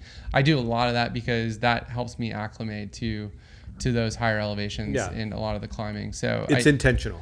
Yeah, it's intentional in some aspects, but then also I'm super lazy when I first get up in the morning. So that's how I feel. It's I hard. like my coffee and sleeping in. So Yep, same.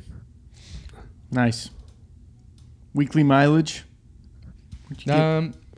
I think, like I mentioned before, like I was doing 60 to 70 miles a week for Tahoe 200. I think it's really important to set a really high base, even in the off season, before you start a structured training program. So that as you go into it, your body's already acclimated to the amount of impact from, just logging 50, 60 miles in a week. Now you can add in like structured, like I'm going to do intervals this day, or I'm going to do a long day this day, or a slow day this day. Like it helps because your body's already adjusted to that load. Gotcha. So I think it's super important if you're training for a half or if you're training for a marathon to figure out like, let's make sure my base is at 30 miles or 50 or 60, depending on what distance you're doing. And then layer in some structured training from there. Beautiful. Good stuff. Yeah. We talked about training and work and life and Yeah. getting all that balance. So beyond like a yoga class on the weekends, what else are you doing for recovery? Sleeping? Yes, I try to get 8 hours of sleep in every night. Sometimes it's hard because I'll end up, catching myself on the computer till super late at night, and then I have a meeting at 8 o'clock the next morning. Playing World of Warcraft with Logan? But Normatec boots, the compression boots, have been a game changer in terms of like, releasing all the lactic acid immediately after a run that's built up in your legs. So like I'll sit in my Normatec boots for 60 minutes and just get some that's been really helpful. So. Pete the Form and Real Deal Neil have raved about the Normatec boots too. Said like it's worth it. Totally 100%. worth it. I'm going to have to give me a pair of those.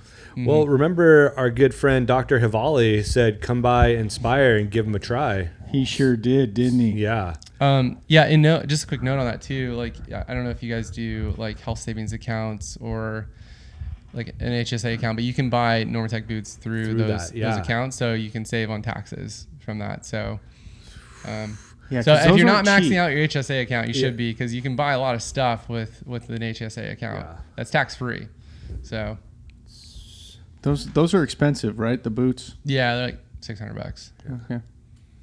But if you do them a couple times a week, they pay for themselves. Oh yeah, totally 100%. worth it. Yeah.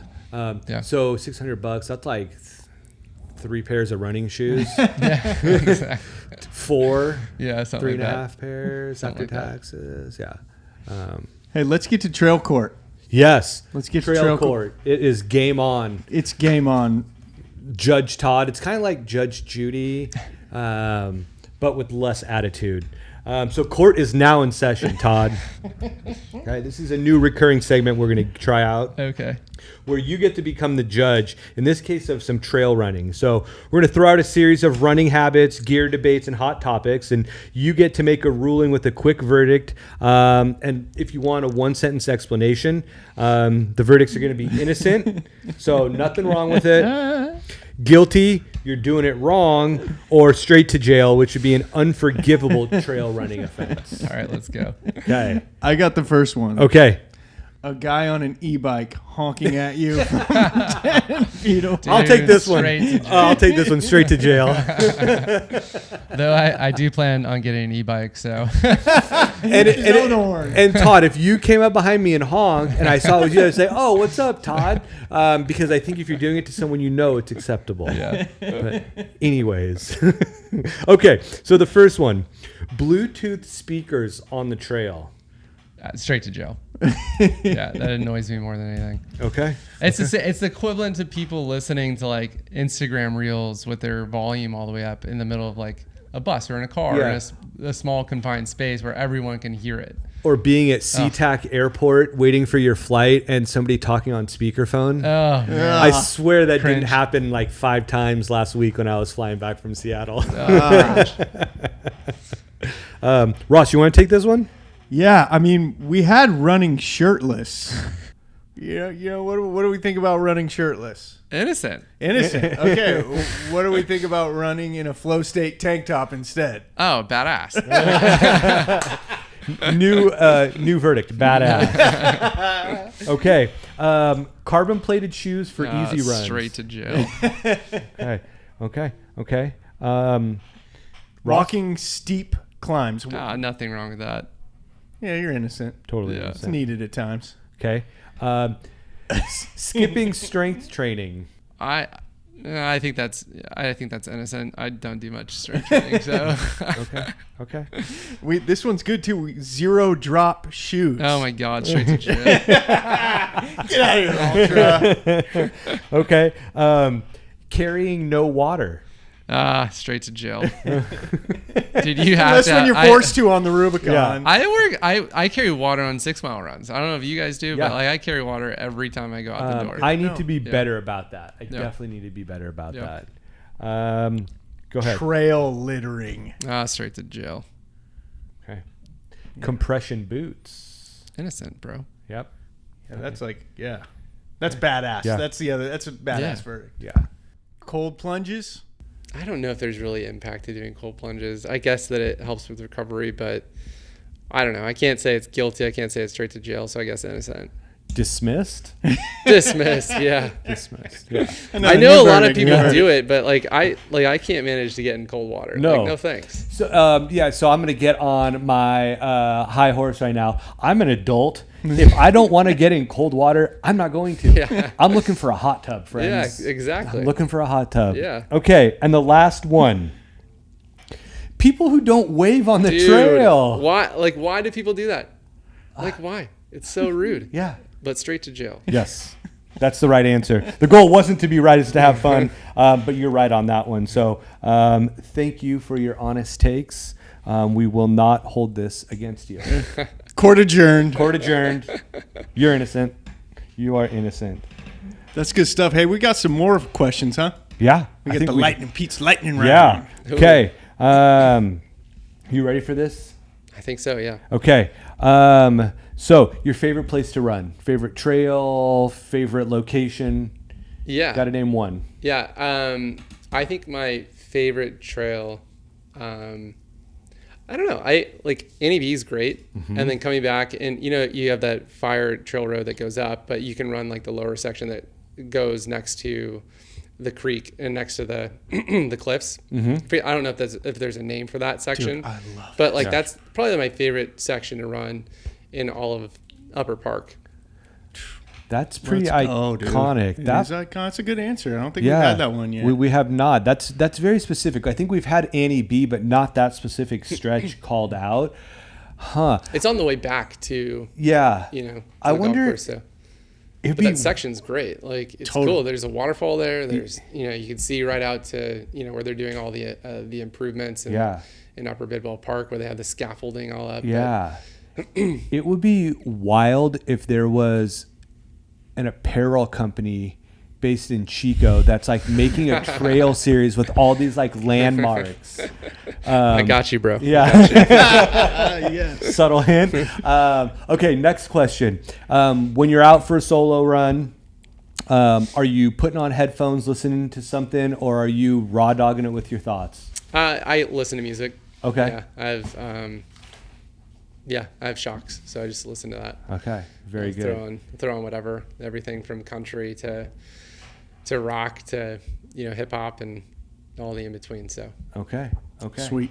What is the best piece of running advice you've ever received? Running advice That you've ever received? I don't think I've received specific running advice. Okay. I don't know if I have. Okay.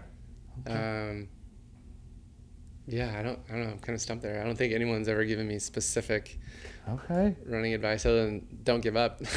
That's not bad. That's not bad. Like just keep pushing. Keep going forward. Yeah. Okay. And let's say you have a friend or an older brother who's just getting into running, right? What is the first piece of advice you would give to someone who's just starting their running journey? Yeah, just be consistent with it every day, and you'll see progress just gain over time. It's kind of like building a 401k, right? The more you put into it, the bigger it gets. That's right. Right? And we know somebody who can help with compound. that. Yeah, there you go. Yeah. Yeah. So I think you got to look at it through that lens. It's never a short game, significant result. It occurs over a longer period of time. Yeah. So, Don't look day to day. yeah. Look month to month, year to year. Yeah. Okay. And last question. You just finished a long run, whether it was, Tahoe 200 or like just a weekend out doing 10, 12, 15 miles, and it's time to refuel. And you're just starving. What are you eating? You're just craving. You're like, oh, I just need this. Yeah, like a egg bagel sandwich or something to that effect. Okay. With some coffee. Yeah. Okay. Are we going like bacon on it too? Oh yeah, bacon, Cheese. avocado. Okay. Yeah. Okay. A little dash of Tapatio or Tabasco. Stop it! I already had dinner. some pepper jack cheese or whatever. Oh, that sounds glorious. Yeah. Where's your favorite place to go in Chico for something like that? Oh my gosh, I was just thinking of the name of that place and I completely forget. But it's on. It's pretty close to 5 Mile. What's that? Oh, Bellacino's. Bellacino's. Yes. Best spot in town for a bagel egg sandwich. Formidable choice. Yeah, it's great. Very formidable choice. Yeah. Oh, well, he survived. He did. He crushed it. Yeah. Well, he's done hard things. He does. He does hard things all the time. So this was easy. This was easy. Oh man, dude. Thank you, Todd. Cool. It's been wonderful, bro. No, I appreciate you guys having me on here and the peer pressure to get here too. Yeah, we appreciate your vulnerability and sharing. It wasn't too tough, was it? Not too tough. I think it was a little rocky in the beginning, but hey, we managed through. Oh, you did so good, bro. Hey. It's so cool to get a lens into Todd. I think this is what our pod's about is, now when people run with you, they'll have a little bit more of something to talk to you about. I learned a lot about your business ventures and your real estate background and flow state and all that you've accomplished as a runner. And there was a lot that I didn't know. So it's cool to tap into that. And I hope our listeners can enjoy this and also share some conversations with you about what we discussed. Yeah, it's cool too. Having known you for a few months now, maybe a year or so, right? You've been around Chico and doing the runs, and knowing Logan and sitting talking with Logan, and hearing stories from both of you guys about growing up in Sutter and the influence and impact that has on the work ethic and the commitment and consistency in running. There's so much crossover and similarities, but still very obviously very different people with different interests outside of running. But it's really cool to just hear these stories and to learn so much about you, and also that Logan is a World of Warcraft guy. Wouldn't guess that. Thanks Todd for coming on tonight. We appreciate you. We look forward to seeing you out on more runs and watching Flow State grow. Awesome. Thanks, guys. Where can people? Great call. Where can people follow you if they're interested in learning a little bit more? I have a Flow State Active Instagram handle, so you can go there. It's only got 52 followers at this point, but you can see all of the same posts through my personal Instagram. So feel free to follow either. Both of them. Cool. Yeah. Flow State Active. Yeah, and he's on LinkedIn, which we learned too. Yeah. So there you go. Dude, congrats again on an incredible Tahoe 200 and everything you're up to. You got some neat endeavors going on, my man. Thanks. We can't wait to see what's next, huh? That's right. Thanks, guys. Let's really go. Appreciate it. Yep. Cue that sound. Oh, nailed it. Nailed it. I got so pumped for Bill's song. My bad, fam. My bad.